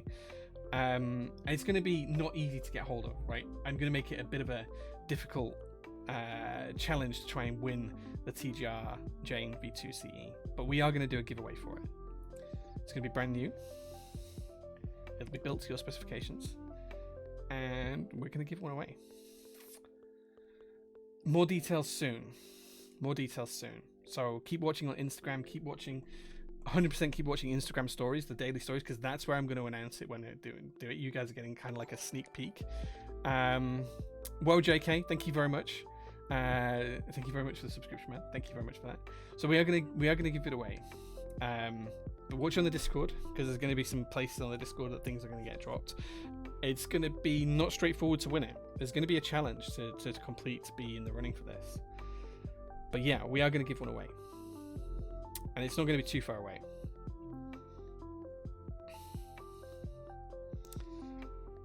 the winner's going to have to go through a lot to get it, Oxy. So I think that if people are going to go through that much to get it, they're going to want to keep the board. They're going to want to keep the board. More details soon. It's not going to be straightforward. You aren't going to just fill out a form and someone's going to get picked. Let me put it that way. There's going to be clues to hunt down. There's going to be different things to hunt down. So yeah, you can join in the Discord below the stream. There is a secret sub chat that people may or may not get access to, that may or may not get into information.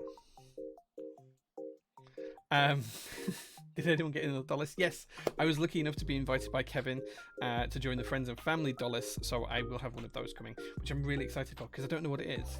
I don't know what it is. Futurebound, thank you so much for the sub, man. Appreciate that, my dude. Appreciate that.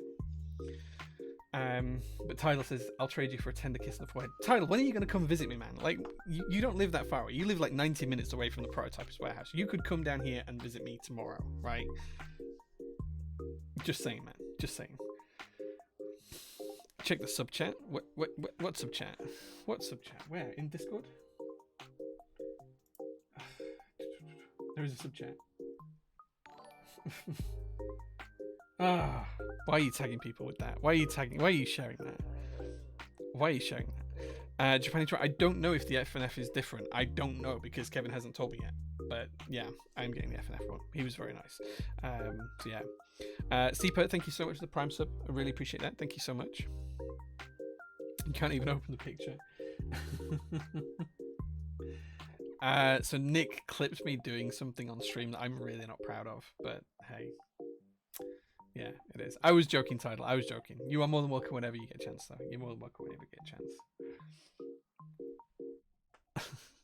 Hydrate. Thank you very much. Good shout.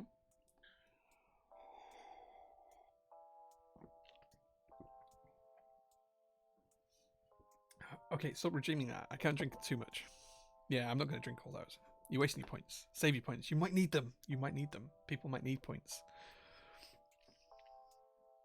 Was a police raffle? No, I bought it off a friend of mine. So he's quite prominent in the community. He's called Japanese Horror Writer. Nodhell, thank you so much for the 10 gift subs. Thank you so much. That's awesome. That's 21 gift subs in the stream today, guys. How cool is that? Nodell, thank you so much. I appreciate that more than I can tell you. Thank you so much. Look at everyone who's got one. Epsilon Keyboard, Switch Doctor, Jelly Master, Hammer Brother, and more. Thank you so much, Nodell. Thank you so much. Japanese no, so the police, I bought it off of a friend, Japanese Horror Writer. He's selling off some of his collection for some personal reasons, and he's kind of doing like a blind raffle bid, and my bid happened to be the winning one, so I bought it off of him. So that's actually on its way. It's the second time he shipped it because the first time it got returned to him from a customs thing, but it should be here it's here in the UK. It's actually at the Leeds office. I just need to ring them up tomorrow, pay the import fees, and then the board should be delivered Tuesday, Wednesday. So yeah. Yeah. Yeah, it's Horror Writers, Nick, yeah. What are my glasses called? These are Ray-Bans. I don't know the specific ones. They're just Ray-Bans. I've had them a couple of years. They're carbon fiber on the sides. They're pretty lightweight. Metal frames here. Yeah. Yeah, they're pretty nice. They're pretty nice. Yeah, we're going to do a Jane V2 CE giveaway at some point soon. No specific dates as yet, and the giveaway isn't going to be one specific thing. You guys are going to have to work for it, so keep eyes out for it. It is going to be this year, so just keep an eye out for it. And all of those people that have been gifted subs, if you guys are in the Discord, check out for maybe a secret hidden private channel.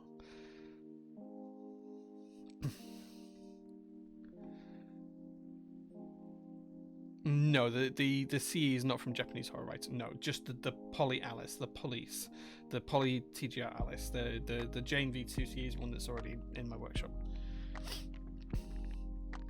Are you doing a subathon or just a giveaway day?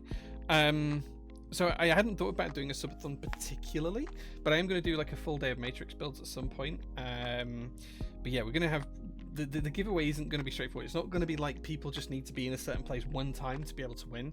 They're going to have to do multiple things over multiple days to be able to win this chain. Like, it's not going to be easy. This is going to be something that needs some dedication. I don't think I get enough views for a subathon, guys, really. I don't know. Like, I don't know how well that'd go. Like, I don't know, maybe at some point. Maybe we'll do the Matrix day as a subathon when I build all of these Matrix, because this isn't even all of my Matrix collection. I have other Matrix boards I need to desolder and rebuild, so I have like enough content to last at least 20 hours worth of building. So maybe we will do a Matrix subathon at some point, and we'll just do that. But maybe we'll do a subathon at some point. But this channel's only been streaming for like 4 months, and I mean, I've been streaming for like 5 years, but this channel's only been streaming for 4 months now. So yeah. Right, okay, so that's all of the unboxings done. Don't go anywhere, guys. I'm going to take a really quick break for 2 minutes, and then we're going to be back with some Lego building. We're going to be doing the Lego Millennium Falcon Part 3. It's just to the side of me here. You can't quite see it, but it is just there. I just need to clear my desk off a little bit, get all of the Lego ready, and then we'll be doing Lego building for about an hour, maybe 90 minutes at most. So stick around, guys. I'll be back in just a couple of minutes. Love you.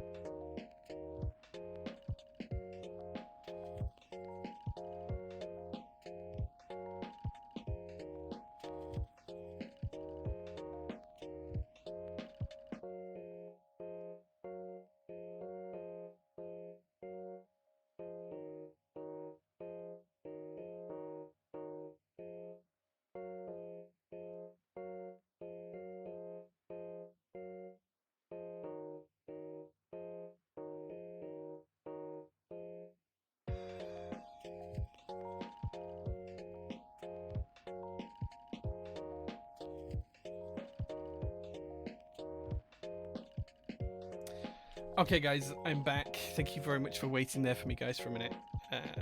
When we get the best Matrix, the Project F, I may not. I might not. Let's be honest. Who knows? The best Matrix is very different. It's going to be different to everyone, right? Nick's going to eat a baked potato with some English beans. What are English beans? Do you mean like baked beans?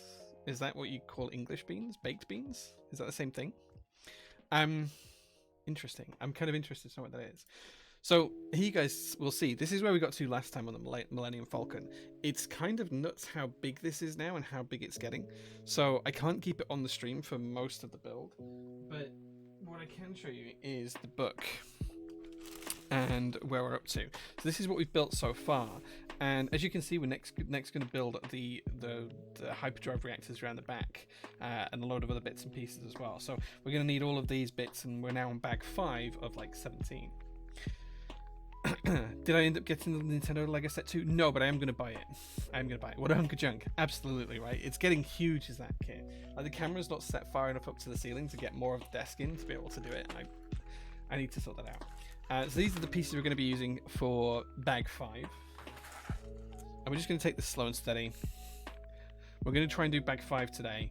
And then once we've done bag 5, we'll see what time it is. We might do bag 6 as well. But yeah, we're just going to take it slow and steady. So we're on step 317. So if you guys want to follow along, you can. Let me grab the link for you.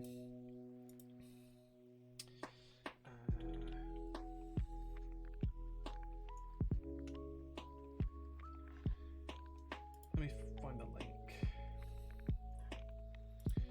Cool. So if you guys want to follow along, you can follow that. How long have you spent on this Falcon build already? 2 streams so far, maybe about 6 hours in total. I haven't checked it, that's like a guess, but you could quite easily have a look up. They reckon it's 60 hours in total, but I think we're about halfway through now. Maybe we're not halfway through, actually. Like, the book's huge. Like, the book is ring bound and huge. That's the start. So we're about a third of the way through in terms of like the detail, but I think that a lot of it is tiny little pieces, so we should be okay.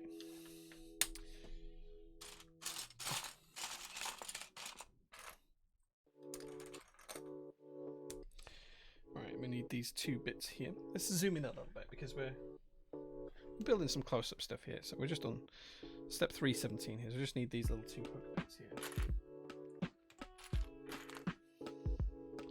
This is why I don't do Lego. I'd lose my mind. It's nice and relaxing. Stretch? Yeah, let's have a stretch. There we go.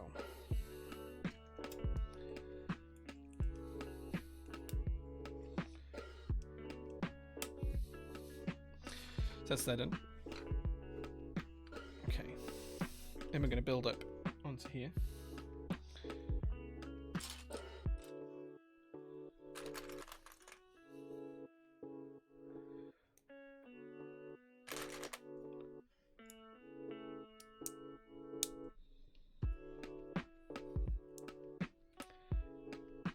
You need a separate overhead for the instruction manual itself. That's why I posted the link, so you guys can follow along on the links if you want to. You can kind of see the instruction manual on the links if you need to be able to see.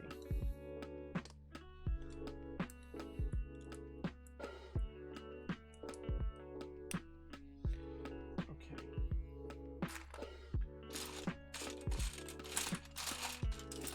This is where we struggle to find this bit now.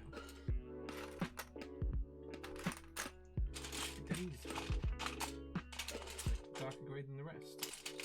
There it is.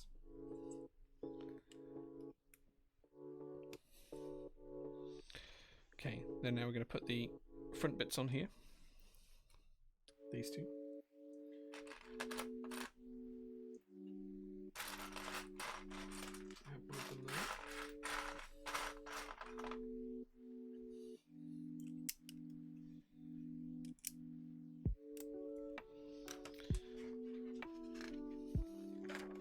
Just look how nuts it is. It's like hugely nuts. Okay, so now we're up to step 320, and now we need 2 new sticks.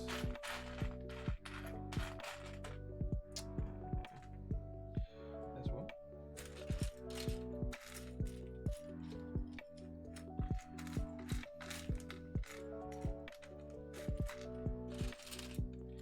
I think the biggest challenge for me is always finding the bits that I need.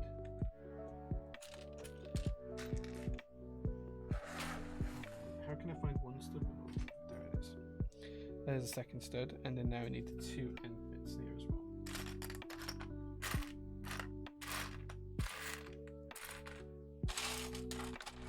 Half the challenge is working out which corner of the box they're going to be in.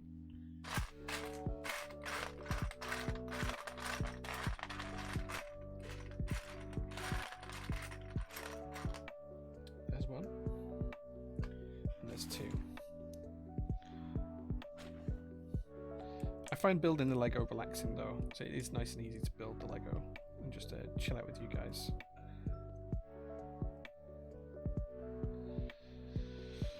Okay, step 324 now.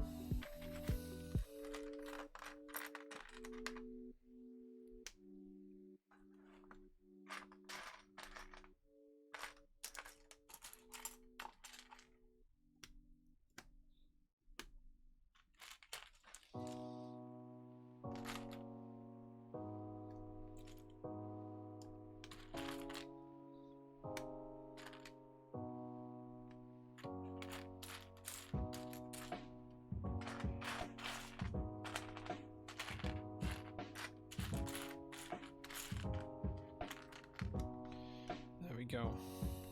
Let's see if we can put these together.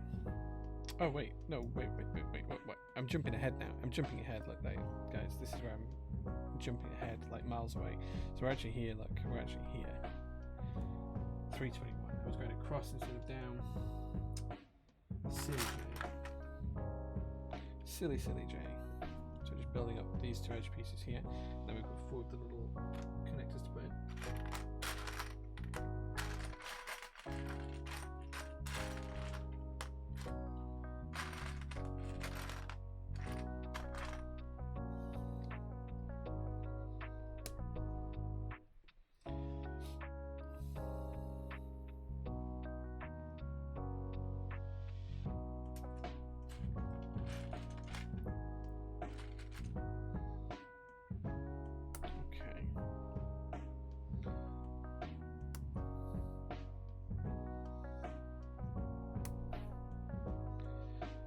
So those connectors put in, and then now we're going to put the these pieces on top here.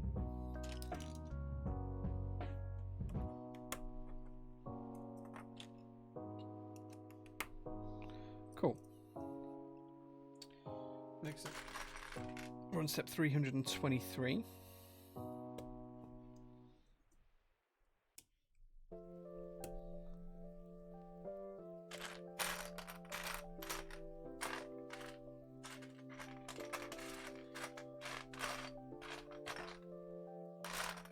I feel like I need someone to come and just sort the Lego out for me and just find the bits that I need, and then I'll put them together like a 2-man team.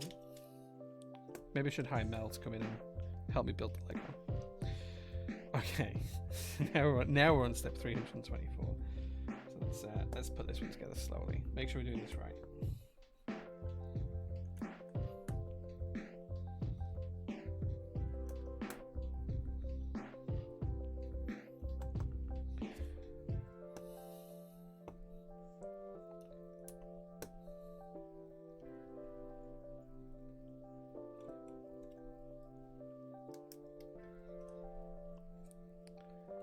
That's how you did some of the larger sets with the girlfriend. Got her to find you the parts out and then you put them together. Yeah, I should. My wife would not entertain that at all. She would not entertain it. Okay. So now what we need to do is we need to put this bit that we've just built. Oh wait, did I miss a step? I missed a step. Look, I'm rushing ahead again. Right, 325. We need 2 of these long connectors. They should be. You'd think that they'd be easy to find. There's one. There's 2. Yeah, my wife would have no interest in this whatsoever. She'd have 0 interest in it. She thought I was silly when I went to the Lego store yesterday. She just couldn't understand why I'd even want to go in there. Like, it just doesn't make any sense to her. But she made me go in the Mulberry bag shop, so it's all fair. We do things that we don't like for our other halves. That's how it works, right? It's all a bit of give and take. I didn't want to go to the bag shop. She didn't want to go to the Lego shop. We both did it anyway. It was all good in the end. Right, okay. So, let's see how these go on. So these go on like so. And like so. And then that clips on here. I think. Yeah. And that clips on there. Right, now we can turn over the page. Okay. So now we're going to be putting this onto the actual main part of the ship. And we're going to be putting this onto the back of the ship. So we're going to be putting it onto this section here.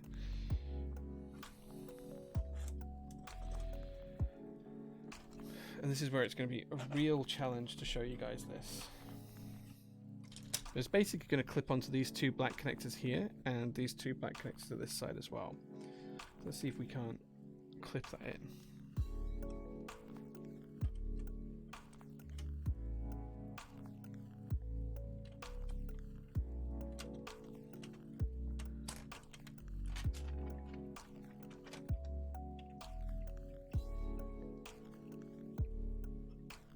Why can I not line this up? Is it there and there it goes? Oops. I feel like I'm gonna mess something up here. Let me see if I can do this where I can see a little bit better.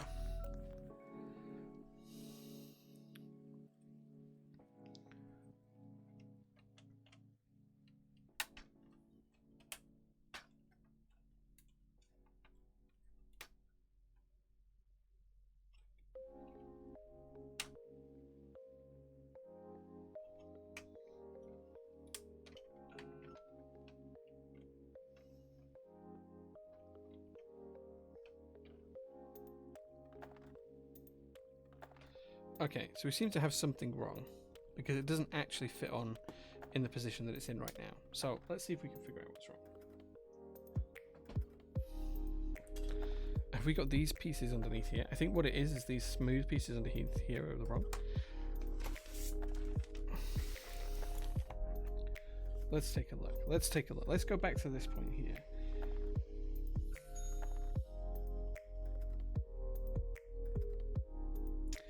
That looks correct. So what's happening is these pieces here, they're actually getting pushed out by the connectors on the main part of the model. So I'm just wondering if I've got them in the wrong place, but it looks like I have them in the right place.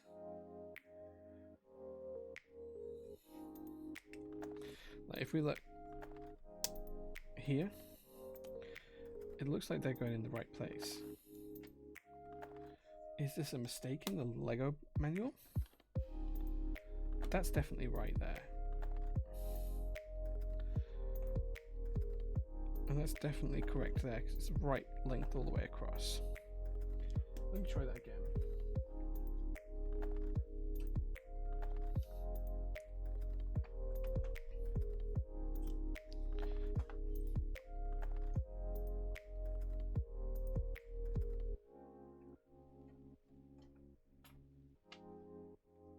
Definitely wrong. Okay, I'm gonna go off piste here, and I'm gonna slightly adjust this based on what I know I need to do to get it to fit. So it might not be technically correct based on the wait, that's not gonna work. I need something to pull it through.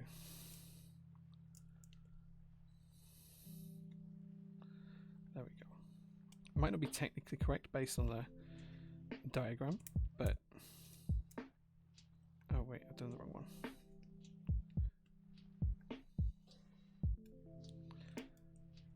Like, there's no other way for it to go.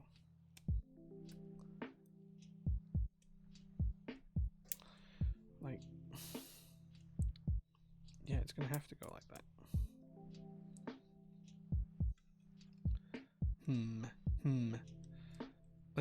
Let's see if this is gonna actually work. I feel like the book's just wrong here.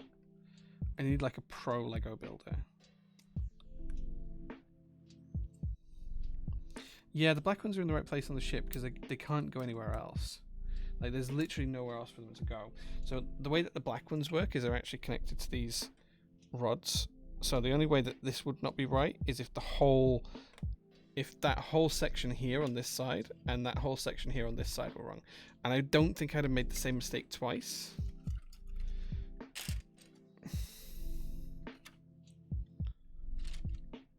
Or maybe I did.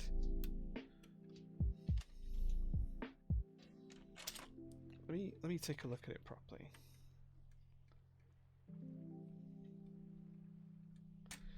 Maybe you're right, Anarchy. Maybe I did. So that fits.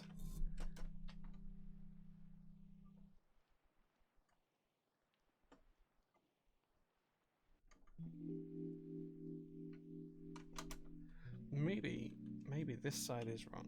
Let's go back to the booklet and have a look at that side.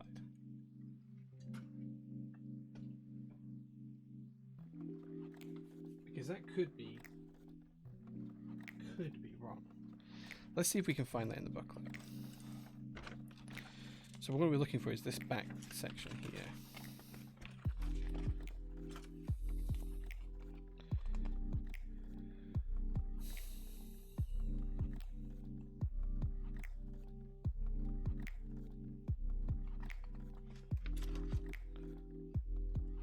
Okay, so it must be before this, because this is showing building that back section.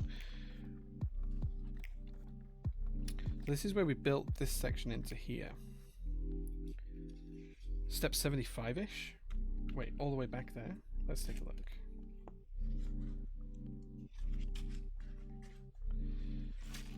Okay, so this is where we're building the back of the ship.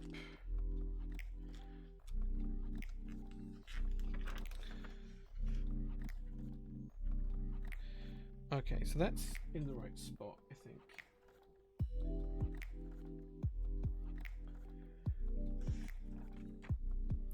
Yeah, so it's the bit that connects in here and then drops down, so it's not quite here. I think it is later on in the build when we get to that. So when we build that second bottom base of the subframe, let's see if we can't find it. It's not here. This is the front of the ship.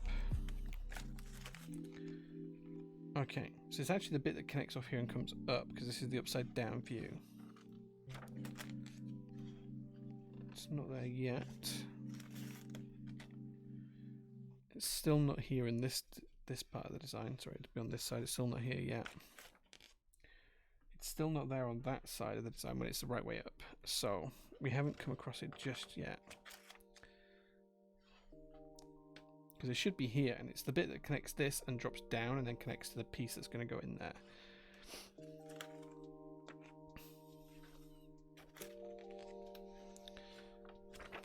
This is building one of the internal sections of the ship.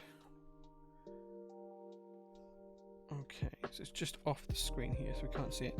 Okay, so in this image here, we can see that it's not there yet. The drop down piece isn't here yet, so we know it's not, we haven't got to this build yet. Okay, but it is here now, so I can see it here. So that's the piece that might be in the wrong place.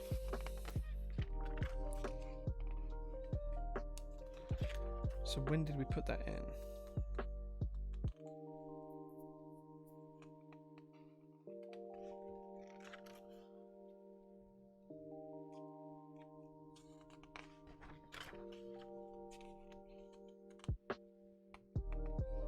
Can't tell if it's there in these shots. Okay, so it's here now. It's there in this bit now. So it's before here. Okay. We're getting there, guys. We're getting there. We're finding it. Okay, okay. So it's here. This is the step where we put it in. So this is what we built here, and we put it in here.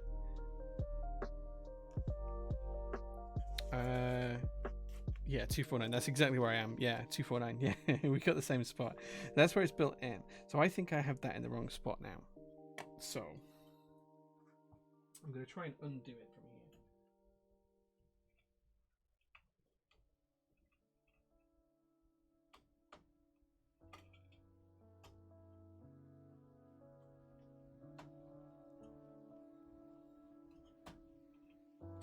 So I've managed to get it out. What I need to figure out is where it actually goes. So I'm going to put it, I'm going to mirror this side and put it the same place on the other side.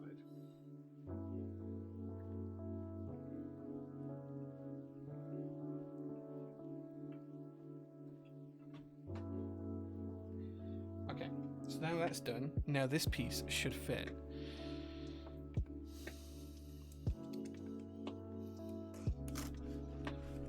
So it's only 100 steps ago, but now this should fit. And we should be able to put this back to how it was before.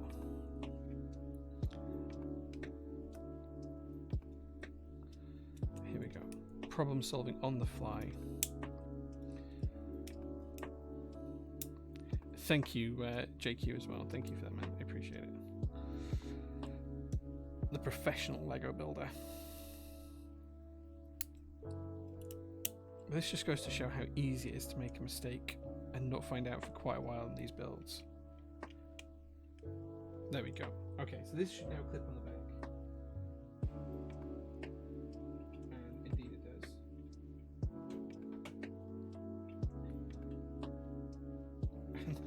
And it is now installed. So it's this bit under here that's now installed. There we go.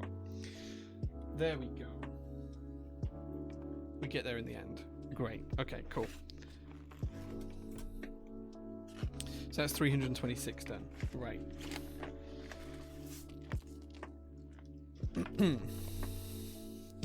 And now we can put some parts in on the main build, which is one of these pieces, which is that. And we have two little chevron pieces and two little slant pieces as well.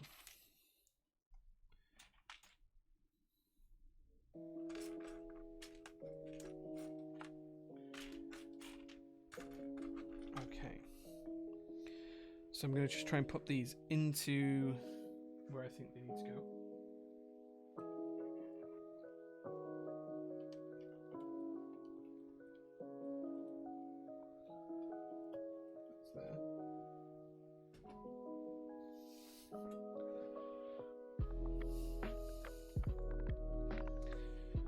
Okay.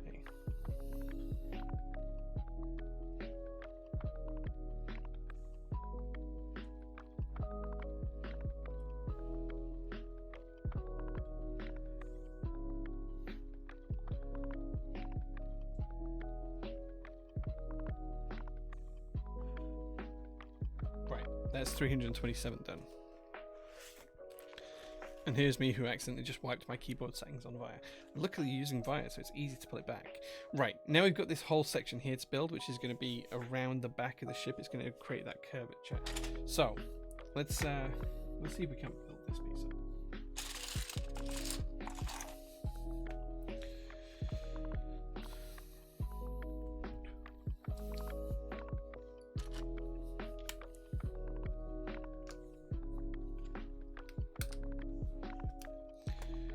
Here, 330.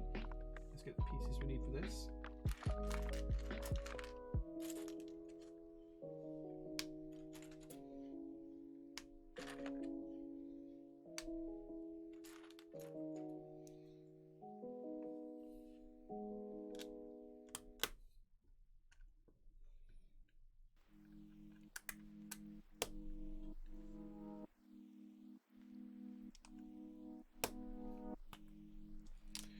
Okay.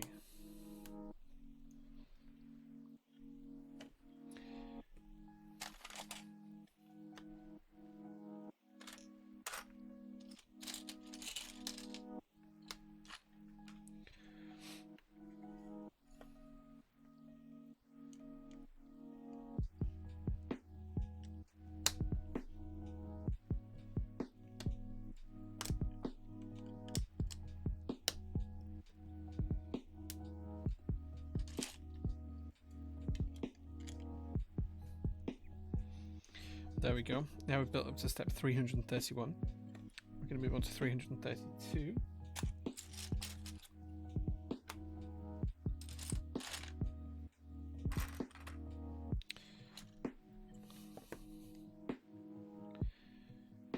I think I'm easily confused on these builds as well, so I apologize guys if you look at these and think this guy should not be building Lego in public. I'm getting there guys, I'm getting there.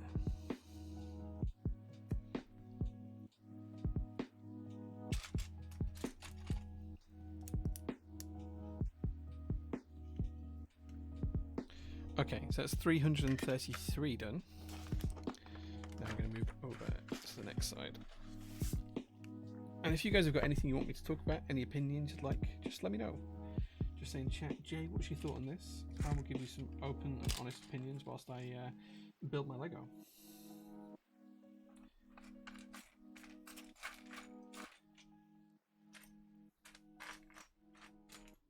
So we need two of these. That's one. That's two. Need one of those. And need one of these. Okay. So that's going to go here. And then we're going to put that in here. We're going to put that there. And then we're going to put this on here. Cool. Okay, step 335 next.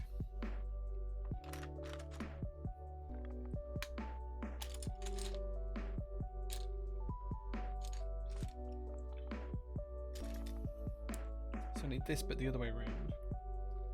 The mirror image of that, if you will. There it is.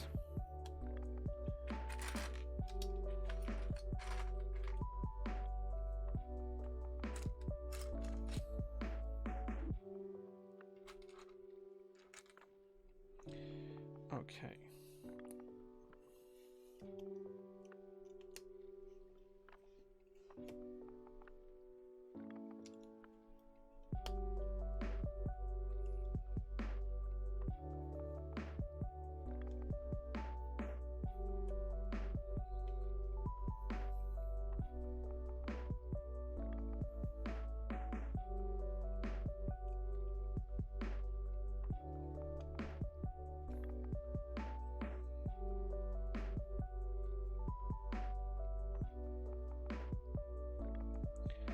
Just trying to put these all in the right spots now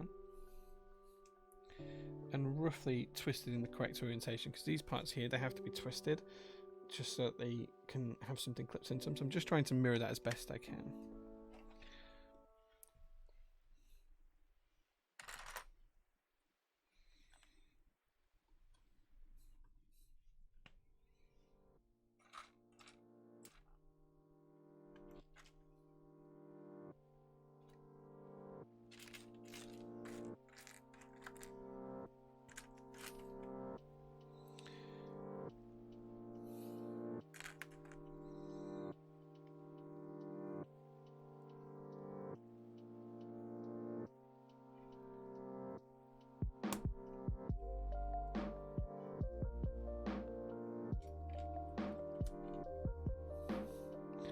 Effectively, I think we're just creating like a battery of guns here.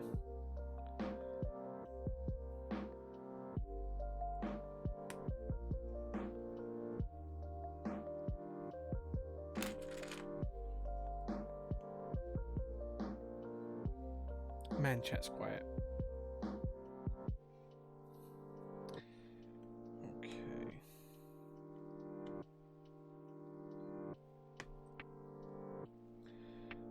A limited PT open day by the end of the year. Yeah, I'd love to do one.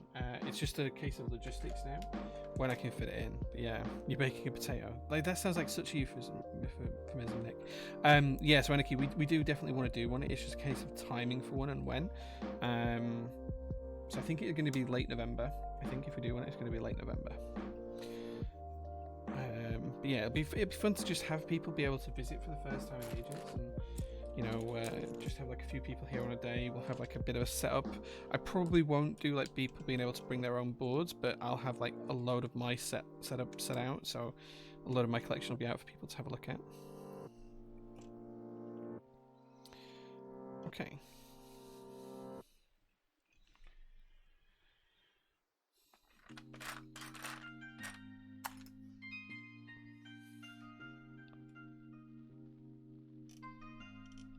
There we go, one more red, and that takes us to the end of step 337. Back to the Lego build. Yeah, Nick's working on the November set. Oh yeah, sorry, I wondered what you meant. I thought you were like doing like GMK November or something then. Yes, I know what you mean now. Okay, so we've got to build two of these little tanky things. So let's get all the parts we need first. So we need two of those. Two of those. We need two of those. We need two of those. We need four of these.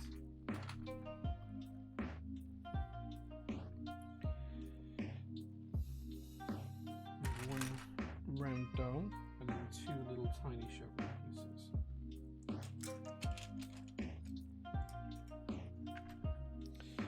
As well as two little connector studs. There we go. Cool. Let's start putting these together.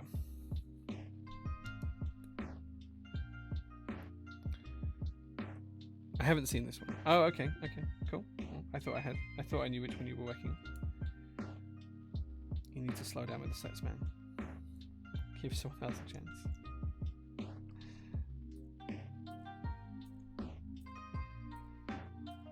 I need to get my next keycap set out as well. It's been stagnating for a while. There's one built. to build the next one. So I need to get that out soon.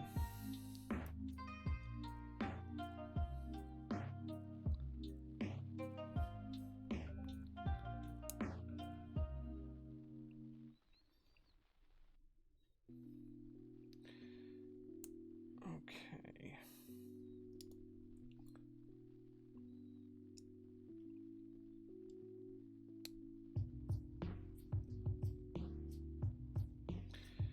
There we go. Right, now time to put these on here. So we put one. Right, wait, how do these go on?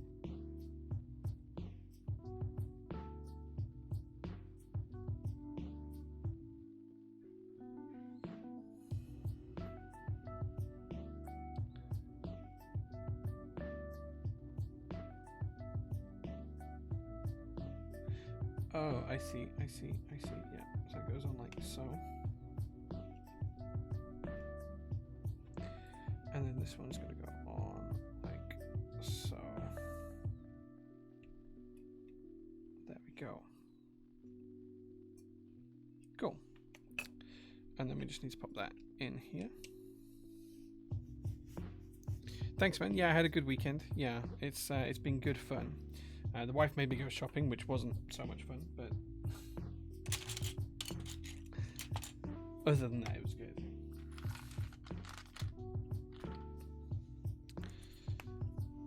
Okay, so now we're on step 339 for any of you still following. Why anyone would follow along with this, I have no idea.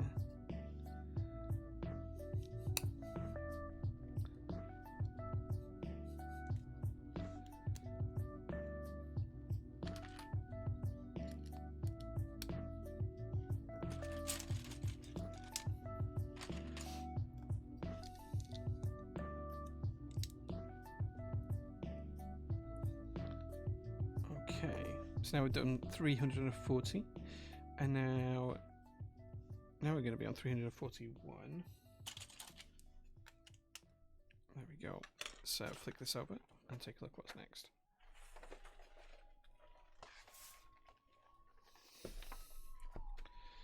Nick's waiting for me to respond on something as well. I know he is, and I apologise, Nick, because I haven't had a chance to look yet. I just needed some me time this weekend, but I'll get to it tomorrow morning, promise.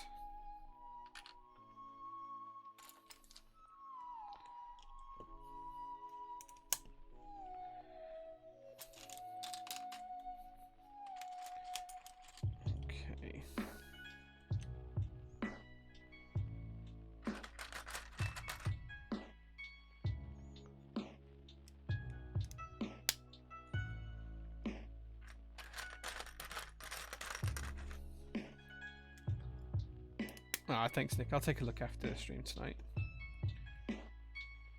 I'm assuming we're going to be working together, right? I assume we are. I'll understand if not, though.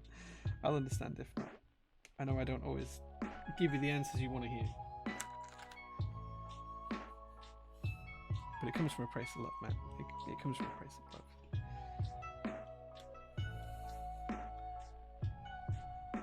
Oh, wait, I'm jumping ahead again. Wait, no, I'm not jumping ahead.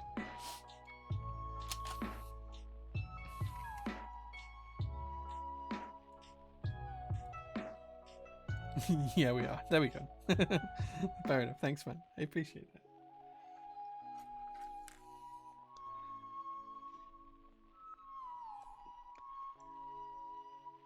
You can't imagine life without me. Oh, thank you. I appreciate that, dude. I appreciate that. Right, okay.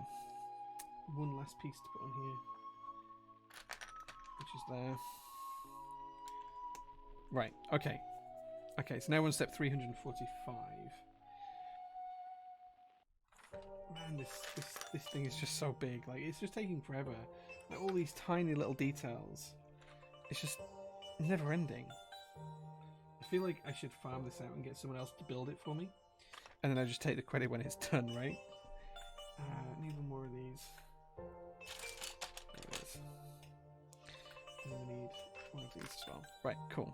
Okay, so that goes in there. Boom, done. That goes there. That goes there.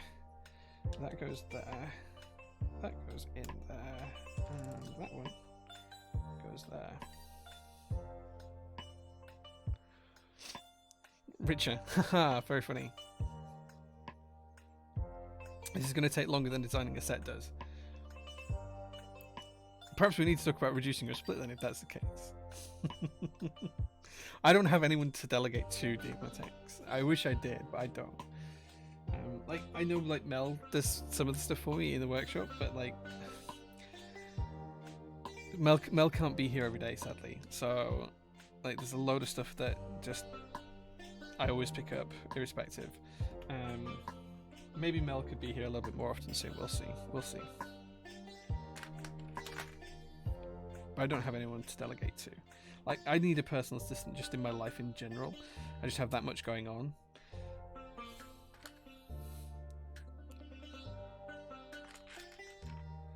Maybe it's something I'll consider at some point. We'll see. We'll see.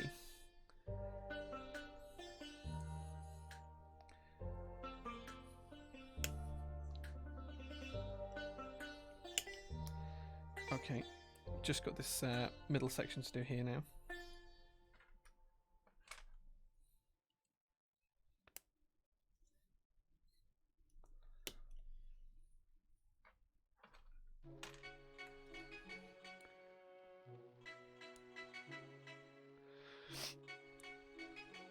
You know, it's a good set when they have to bind the pages. Yeah, 100%. I do enjoy building Lego. I know I moan about it, like saying, "Oh, it's frustrating me," but it's like, this is relaxing. To be fair, and I do need to find more time to relax because I've noticed recently that I'm just getting burnt out, and I need to try and find a way to relax a little bit more.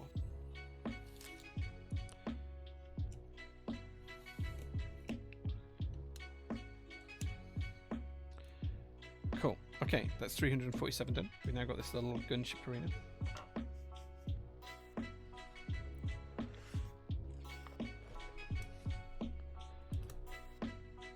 Right. Okay. And this clips onto here. Oh, that's cool. I like how that works. There we go. So that kind of clips onto there, so we have like some independence on it. So I assume now we're going to build this other side out. So I assume what's this going to be?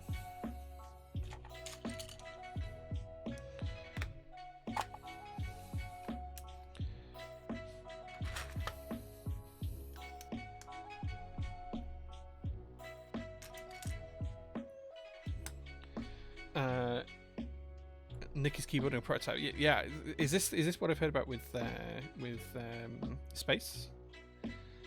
Fluffy Keeps, hey man, good to see you.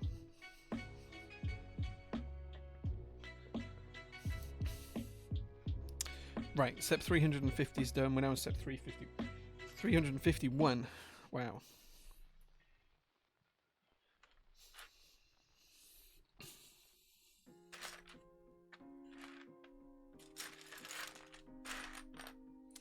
How on earth is there 350 steps in a Lego build? It's just nuts. We're not even halfway through.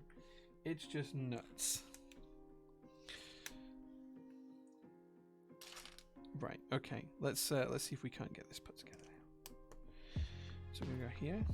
We're gonna go here. We're gonna go here. We're gonna go here, and then we're gonna go there. Nice. 351 done. How do I know about that? I know about lots of things.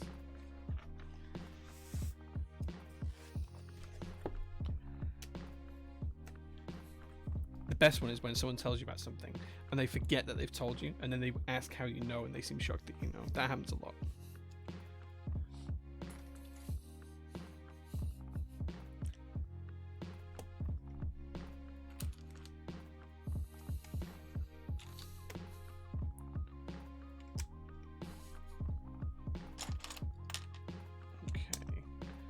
So we're going to flip over, and then we're going to put these pieces in place.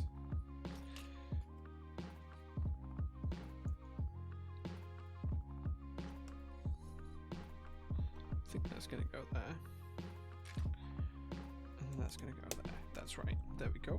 I'm going to flip it back over, and we're just going to put this red piece on this side here.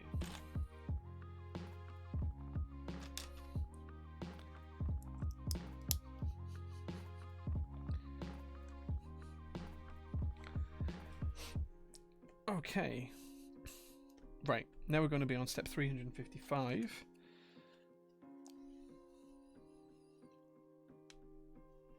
That's going to go in there. And then need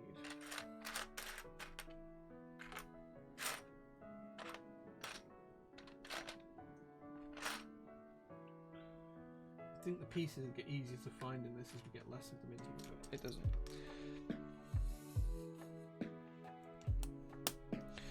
And that's that done. And we need 2 red ones.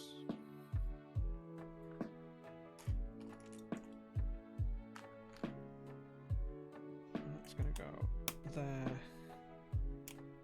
and there. And we're going to go there.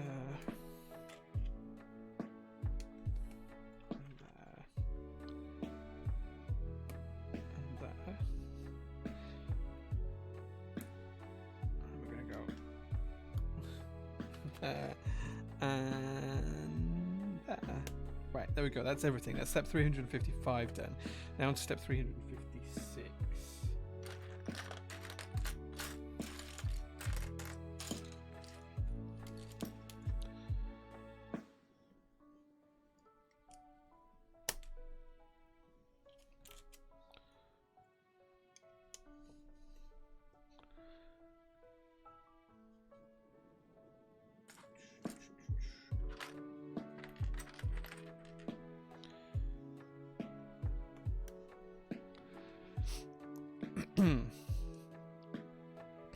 They're making a mini one of these? Yeah, you can get a few of these little ones. What's going on here? We're building the Lego Millennium Falcon. This is part 3 of the build. We've done 2 previous streams on it. But I need to try and finish this off so I can start on something else. As is always the way.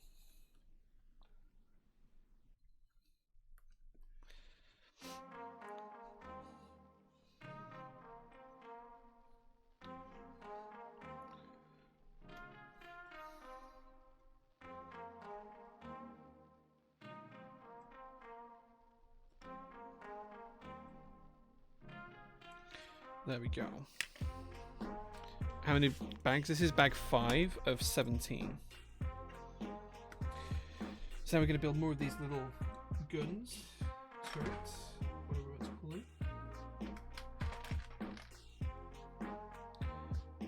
So we're going to build 4 of these. This one.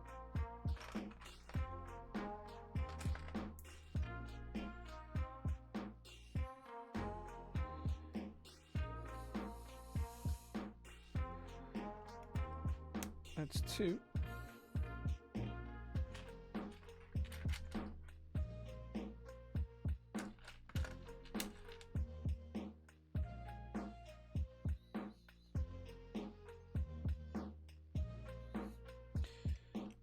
That would make 3.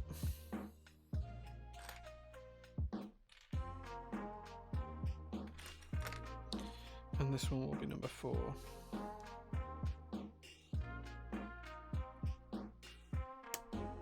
There we go. Now we're going to flip it over. And we just got these bits to put in.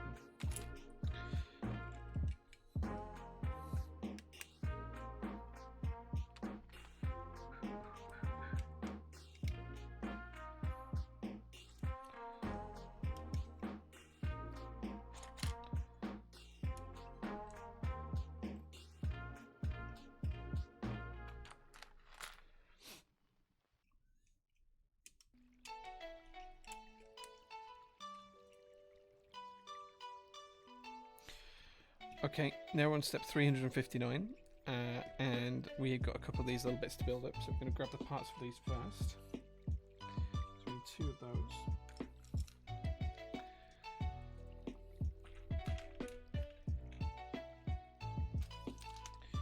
Need 2 of those.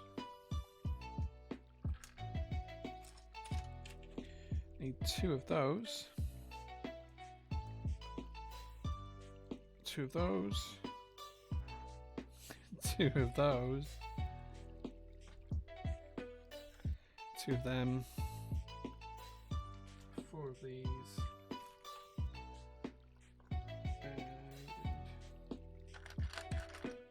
one of these. And also we've missed a piece as well, so we're going to put that in now. There. Okay, so now we're going to build up these together, so let's start with these out.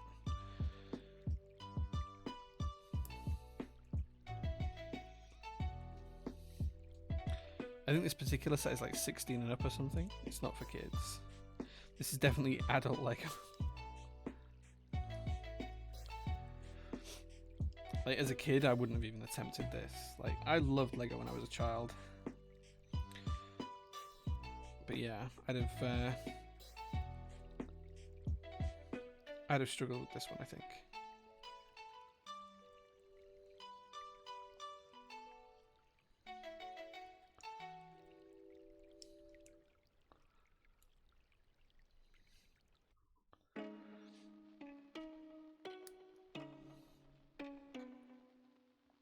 Cool. And then we're going to pop these on here as well. Like so. And like so. And that's just going to sit in here. Nice. This is a 16 plus build? Yeah. Alaric Tail says, how much do you think is a healthy budget monthly for keyboard expenditures? 10% of your disposable income. Whatever 10% of your disposable income, that's what I would go with. You want disposable income for other things, hanging out with friends, going to coffee shops, stuff like that. So take your monthly disposable income, take 10% of it, and that could be your keyboard fund. That's how I work it anyway. Loving the stream music. Thanks, man. It's the same music every week because I really like this playlist. Ah, and there we go. That's that whole back piece made. It's cool because it bends. It has articulation in it. It's pretty cool though, right? Got all those turrets off the back.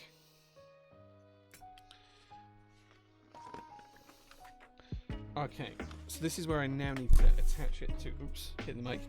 Now I need to attach it to the rear of the ship. Oh man, I'm not looking forward to this. Right, so I have to turn this piece upside down. Yeah.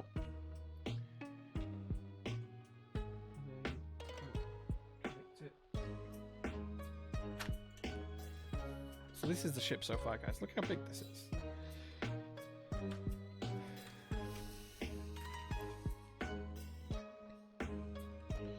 So where am I connecting this to?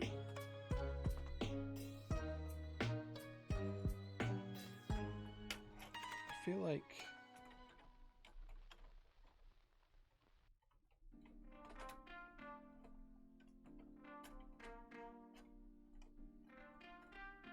like I'm not quite sure how I connect this on. Oh, I see now. I see. Yeah, okay, I get it. Ooh.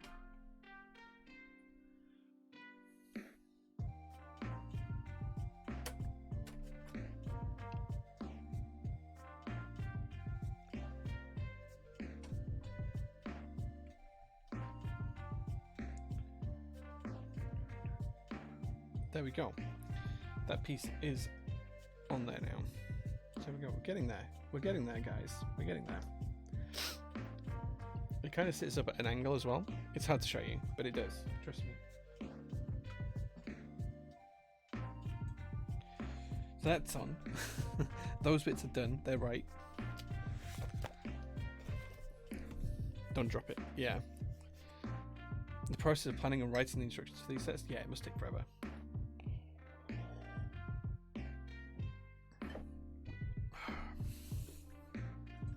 Okay, step 362. Hopefully we're going to start to get a little bit easier with the build, but I think it's going to get harder before it gets easier.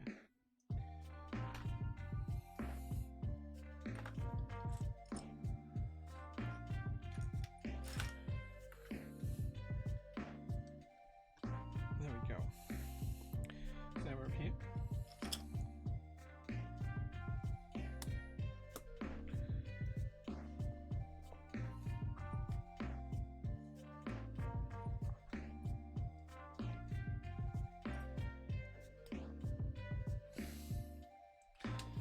I'm not sure about the total number of steps, but it's quite a lot. I think it's like 1,000, something like that.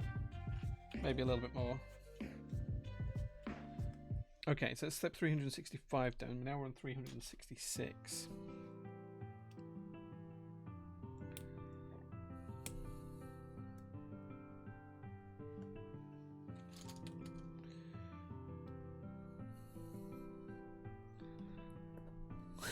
$362. Yeah, I know it's nuts. It's nuts. It's huge, is this model.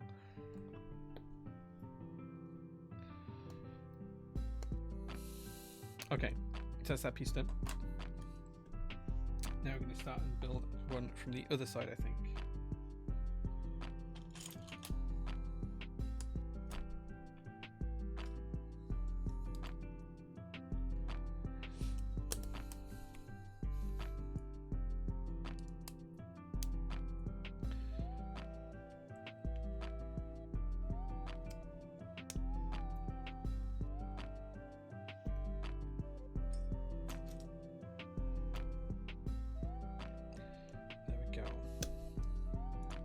Will you be building the Lego typewriter? Yeah, so I saw the Lego typewriter while I was in the Lego store yesterday. I did see it and I thought I'd get it, but I didn't buy it yesterday, but I probably will at some point. The printers have actually both finished. They should have been probably printing at the start of the stream, just doing some stem tweezers. Both of them have been doing the same thing, just in different colours. But both printers are finished. We'll set them going again in the morning. Okay, so now we're on this. Well, we've done step 368. We give them away from free, Bonzo, so if anyone buys any switches from us, they get stem holders and switch opener for free. Okay.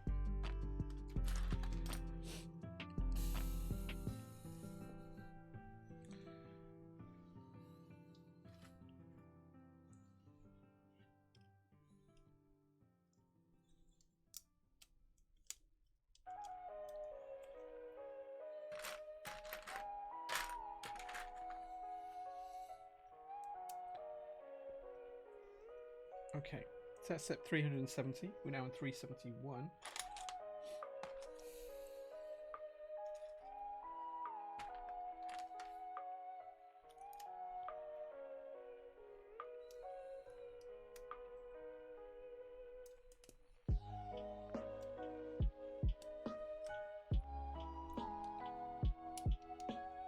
I kind of figured that I'd like to get the typewriter one and connect it to like a Pro Micro or something, almost like kind of hand wire it and have it so it's actually functionable as well.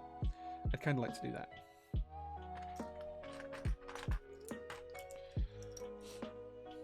Let me know if you guys would like to see me do that at some point.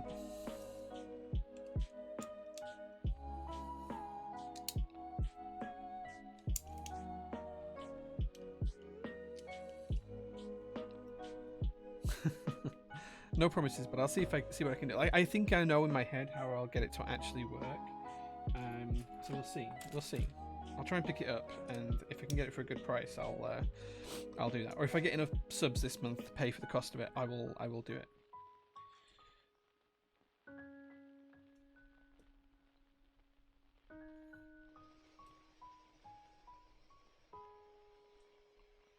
Definitely like to see that. Cool. Yeah.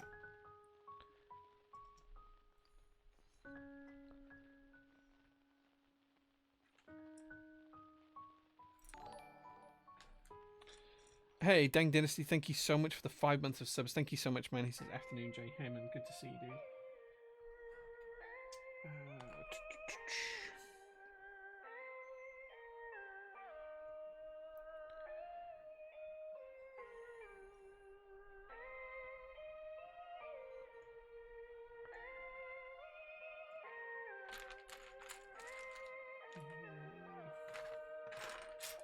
I'm struggling to find pieces still. There's next to nothing in the tray. There's next to nothing in this tray now. I'm still struggling to find certain pieces.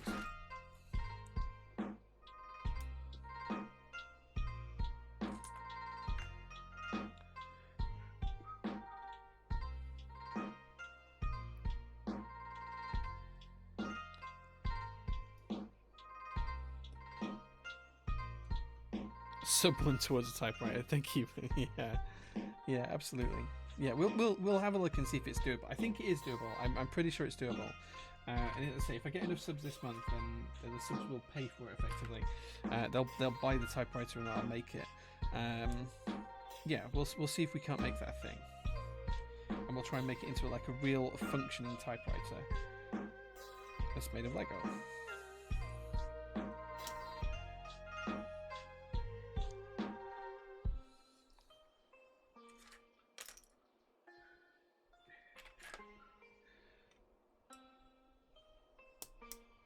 There we go. That's that piece all built. We're up to step 374. Just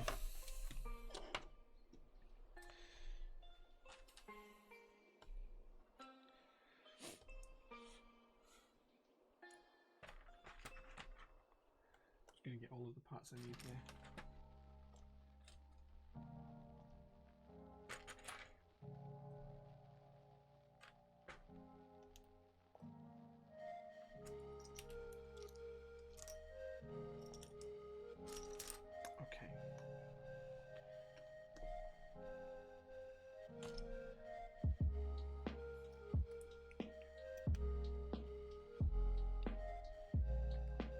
Yeah, they are doing a UCS version of the AT-AT. Yeah, I've heard a few people talk about that. I would definitely like to pick one of those up. I've kind of thought about getting the Sandcrawler before, but I don't know if I'll ever buy that. But I do like the idea of it. I just like to have all of the Star Wars kits, like just collect them all. But I don't really have the time for it, so it's a bit of a pipe dream, really. Oh, hey man, glad you finally got a JO2. Nice, nice. You should have just waited for the JO2 Blackout Edition though, right? That would have been the smart play. I'm joking, I'm joking. I just wish I had enough to sell for everyone on the market. I kind of feel bittersweet about the aftermarket. I'm glad that it helps some people be able to pick up boards and sets that they wouldn't otherwise be able to. But from like a designer kind of perspective, and manufacturer kind of perspective, it's a little bit sucky because people sell them for like twice what they paid for, and then none of that goes into like mine or anyone who's worked with me on the project's pockets. It kind of like just goes to whoever's flipped it, which feels a little bit bad, but you know. Lego's cheap compared to keyboards. I don't know, man. Lego's expensive. Like this set was like 700 quid, so it's not cheap. If you do any board runs, let me know. I've got a sweaty. Thanks, man. I appreciate it. The Space Grey was exactly what you wanted. Thank you, man. I'm glad you were happy with it. Okay.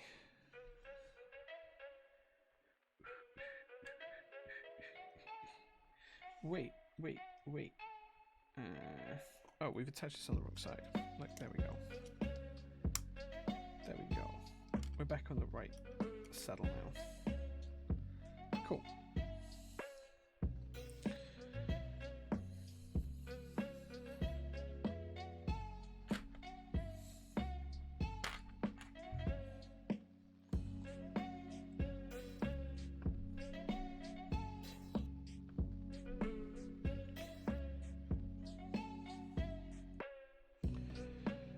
That's that bit done. Now we're on to step 378.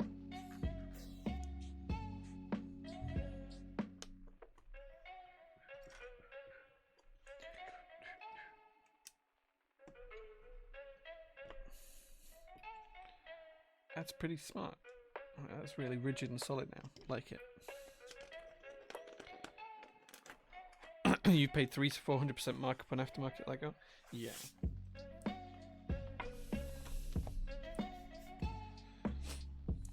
I can imagine like some of the Lego sets out there are worth a small fortune. I have still got some of the ones from when I was a kid as well. Some of them haven't been opened or built with, but most of them have. They used to do this late 80s, early 90s. They used to do this like kind of black and like a really bright green plastics for like shield, and used to have these like spaceships that were quite simple. Yeah, I remember having loads of those, like loads of them.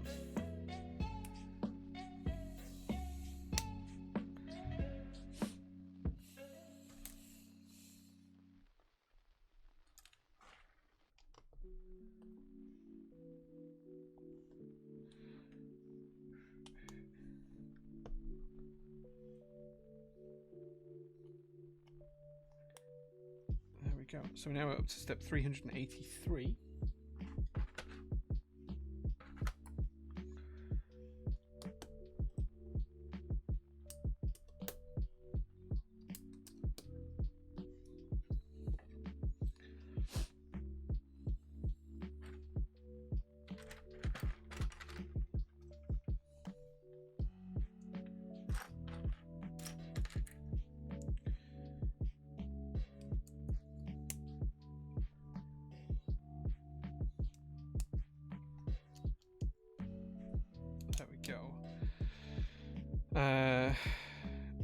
Did I get the new iPhone? No, I have an iPhone 12 Pro Max, and that's fine for me. I didn't need to get the 13. The green color stayed into my brain. Yeah, the Moonlander stuff. Yeah, it was all that kind of stuff. I had loads of it when I was a kid. I've still got it. Some of it's still boxed and never opened, even from way back then.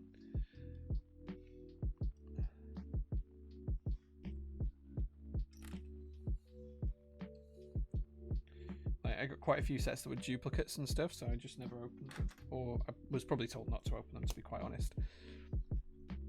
I could be pretty impatient when I was a kid. Whereas I'm significantly more patient now.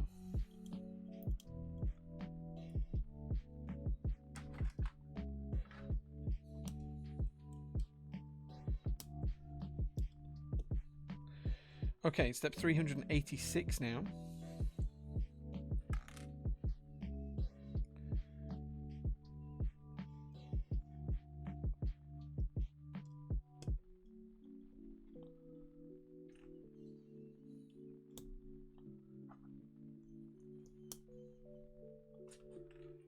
There we go.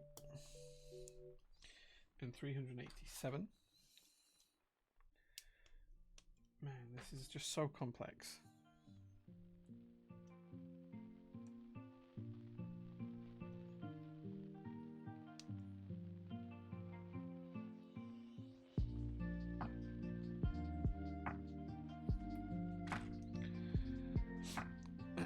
The Pixel 6 looks good. I haven't had an Android phone since the Nexus 5. That was the last Android phone I had.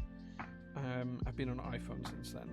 I can't see myself switching now. Wait, it would just be too much effort to switch. Everything works how I expect it to. I kind of know what I'm doing. And it'd be a lot of pain to switch now, I think.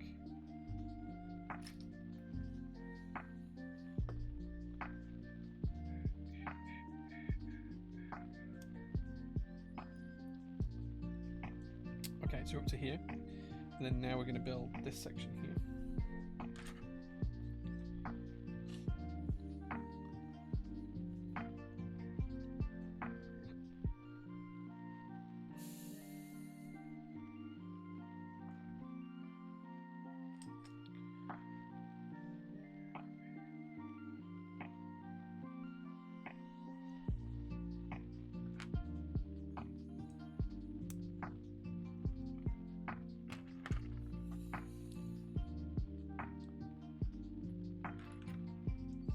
Has anyone moved recently from iPhone to Android or vice versa?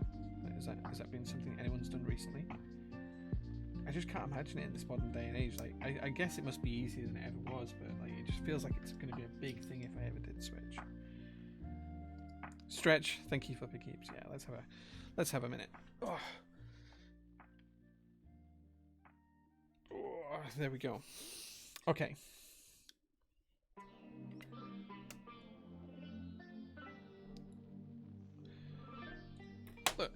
How sneaky is this? 2 times. I've now built that, and now I have to go back and build it again. Like, how easy would that have been to miss?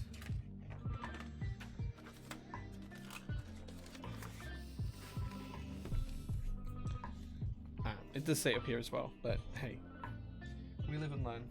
We live and learn.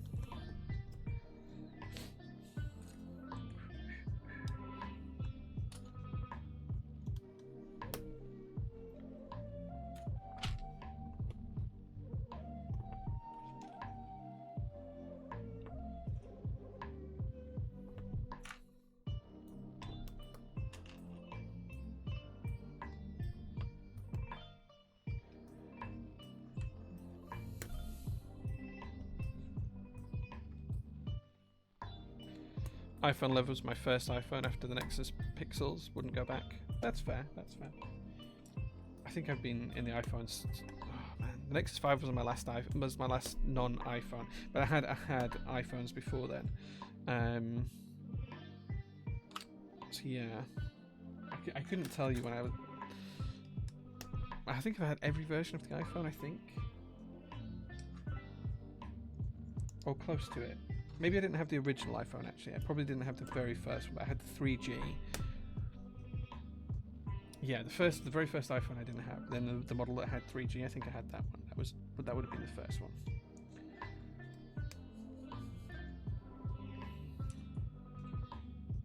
Because I remember not being able to install apps to start off with. Like apps just weren't a thing. Like you just had the stock Apple ones and that was it. I think USB-C has to come soon, right? Like, I feel like they're just going to have to. They're going to be forced to do it by the EU for a start off, I think. So I think USB-C is not going to be far away. But I agree, they do need to do that.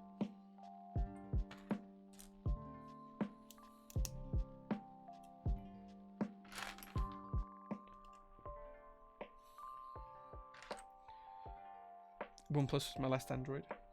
Nice. Back when iPhones were like 350 quid. Dude, they were so expensive back in the day. But that was before we realised that phones were going to become like super expensive, right? Like, I remember my first camera phone actually had a camera that plugged into it. And I thought that was nuts at the time. And then now, like, if I don't have a camera that's 10 times as good as that first one, I don't even look at it anymore. I think I have most of my old phones as well. I was never the type of person to sell them or pass them on.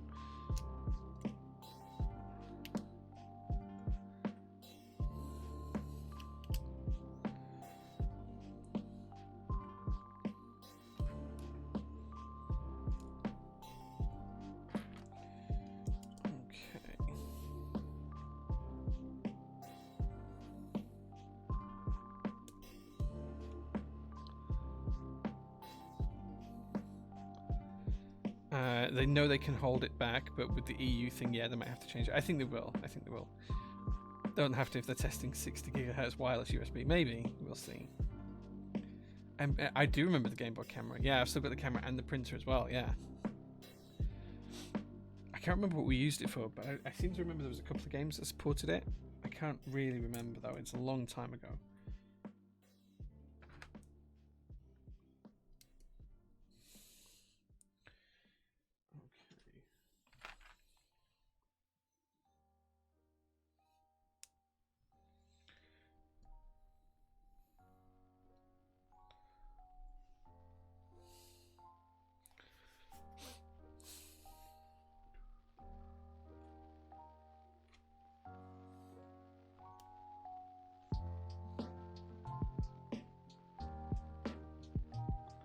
You still rock an iPhone 6? Awesome. That's really cool, actually, man. I wish that I could rock old tech like that, because I do like old tech.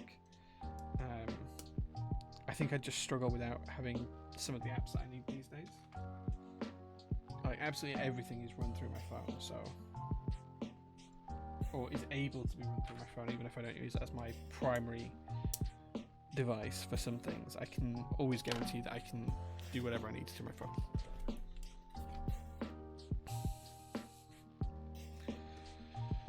Right, okay, so now we're 375 again for the second time. But we're getting that, guys, we're getting that.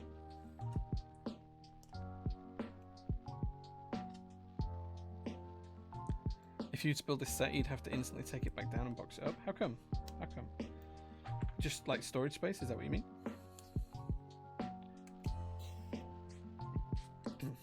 I'm not quite sure where I'm going to keep it yet.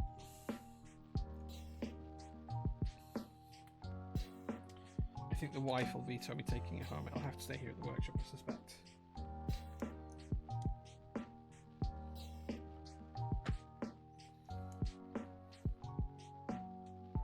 Hey man, Victorian houses up here were huge. Like, I grew up in one. It was huge. Well, I say grew up in one. I grew up in one until I was like 5, and then we moved. But I do remember it being massive.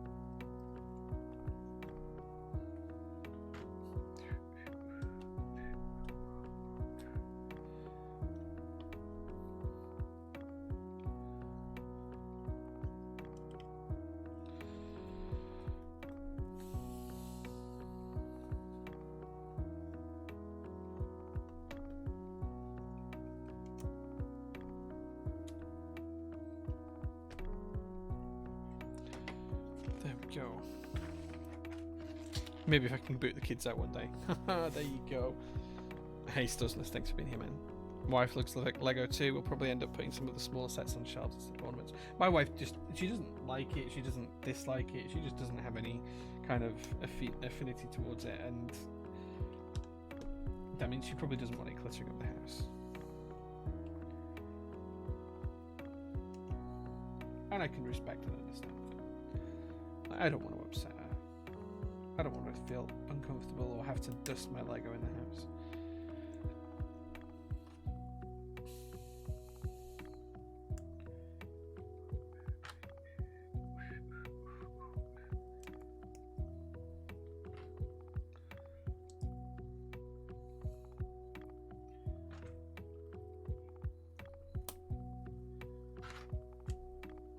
Starting to get there now. I think that this is going to be the last piece that we build for this bag, and then we're going to be finished with bag 5.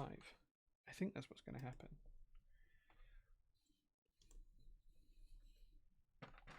It feels like we're getting close.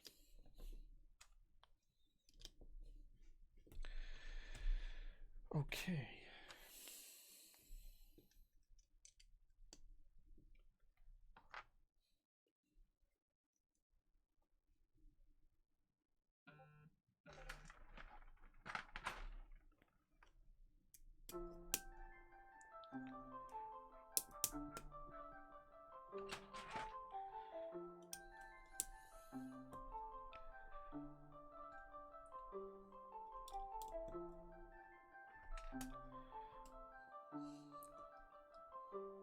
It's not a toy, it's a highly sophisticated interlocking bricking system. Nice.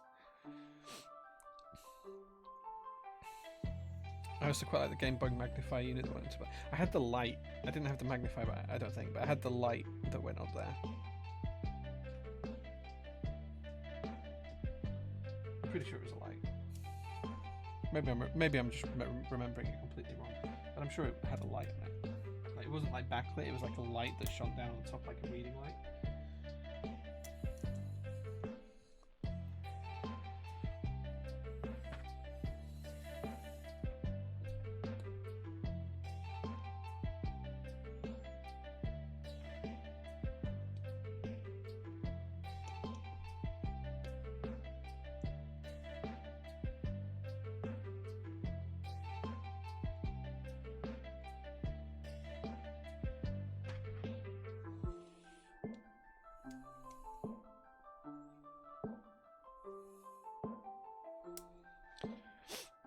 I spent £300 last month on a retired set which used to retail for 180 for a still brand new box set. That's not bad. That's not bad. Yeah.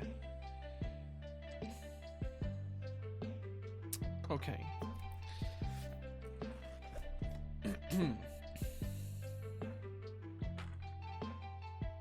So I do feel like I'm slowly getting there. Like we're almost there with the build now. I've not got too much further to go. I feel like 2 more good streams will put us pretty close to finishing, I think. Because I feel like we're coming up towards the end of this one today.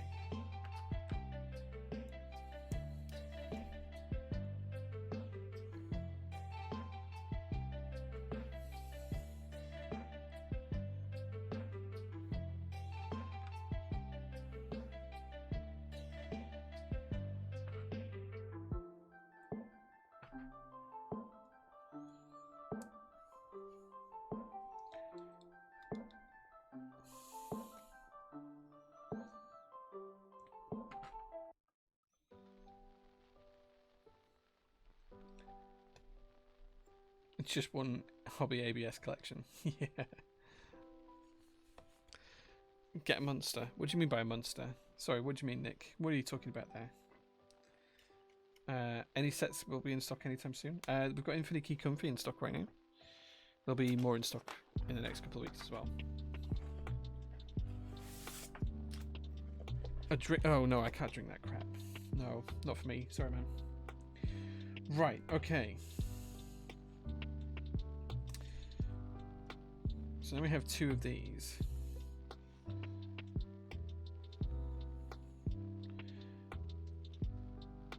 Okay, I think I see how these go on.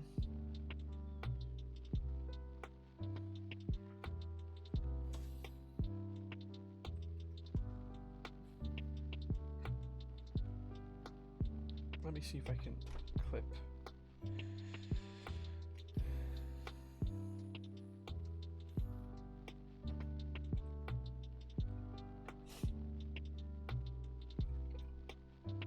Okay, let me see if I can get this to work on this side first.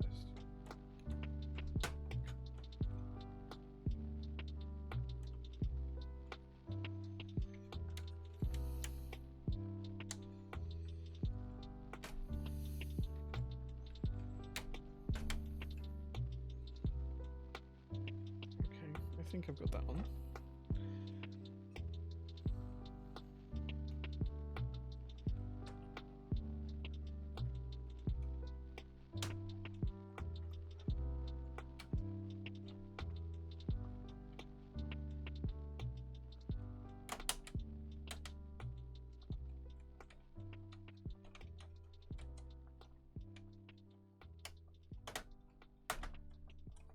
Okay, there we go.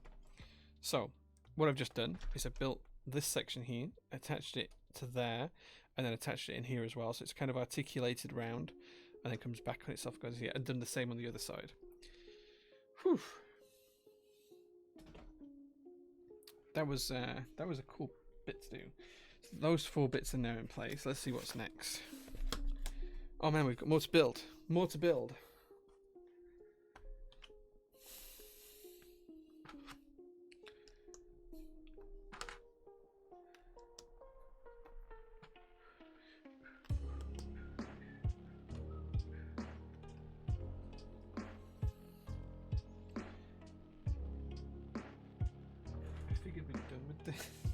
I genuinely thought we'd done. today.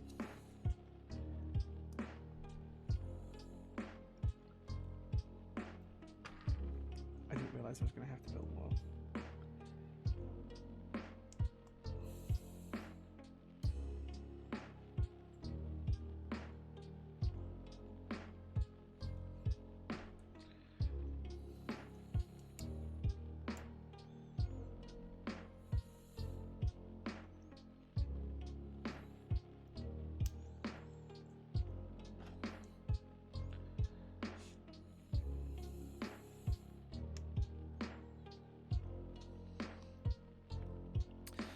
One of my kids did when they just built one of their kits, only 700 pieces. They haven't had the heart to rebuild it yet.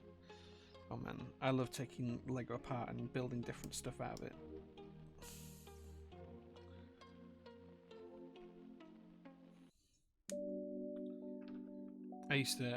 I always used to want them to do like a Power Rangers Lego. They never did, or at least not here in the UK that I saw. But I always used to make like little green Rangers and red Rangers and stuff. I mean, that was like a long time ago now. A huge amount of time ago, like early 90s.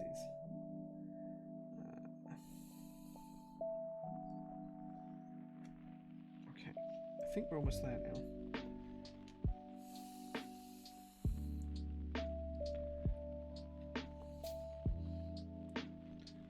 Okay, and this is going to go on the back.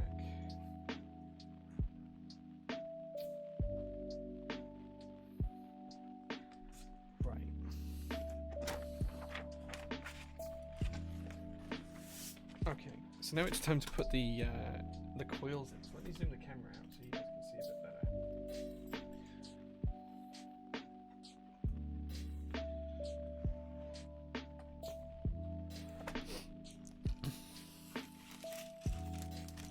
Because now we get to put these fun parts in.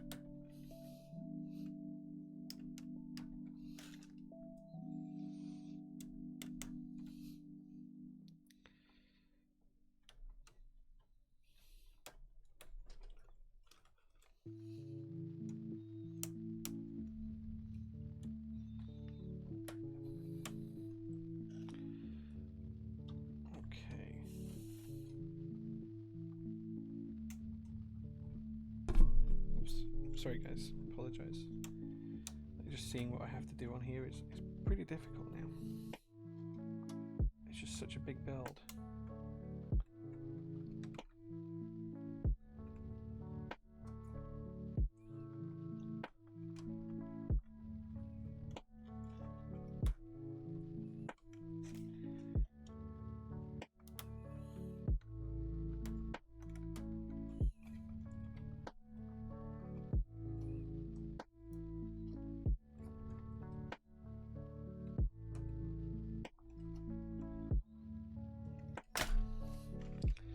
Let me see what I've got wrong here.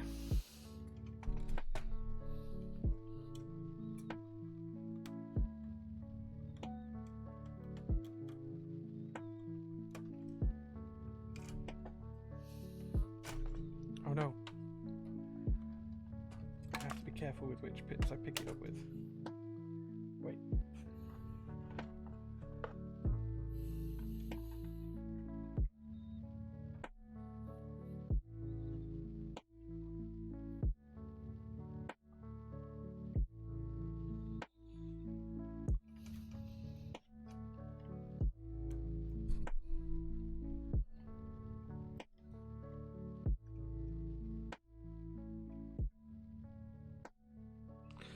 There we go.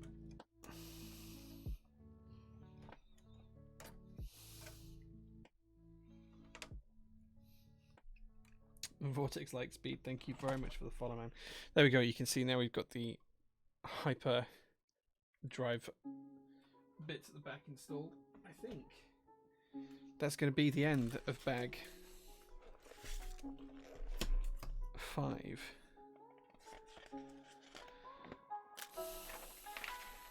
It is. So next time when we start building this again, we'll be on bag 6. Let's put all of these extra parts just in the spares bag. And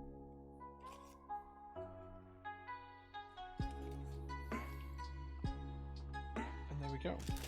That's another whole bag done today, guys. It's getting there. It's starting to look and feel like the Millennium Falcon now. It's starting to look and feel like the finished article. So it's getting there. I'm pretty happy with it. It's huge though. It's massive.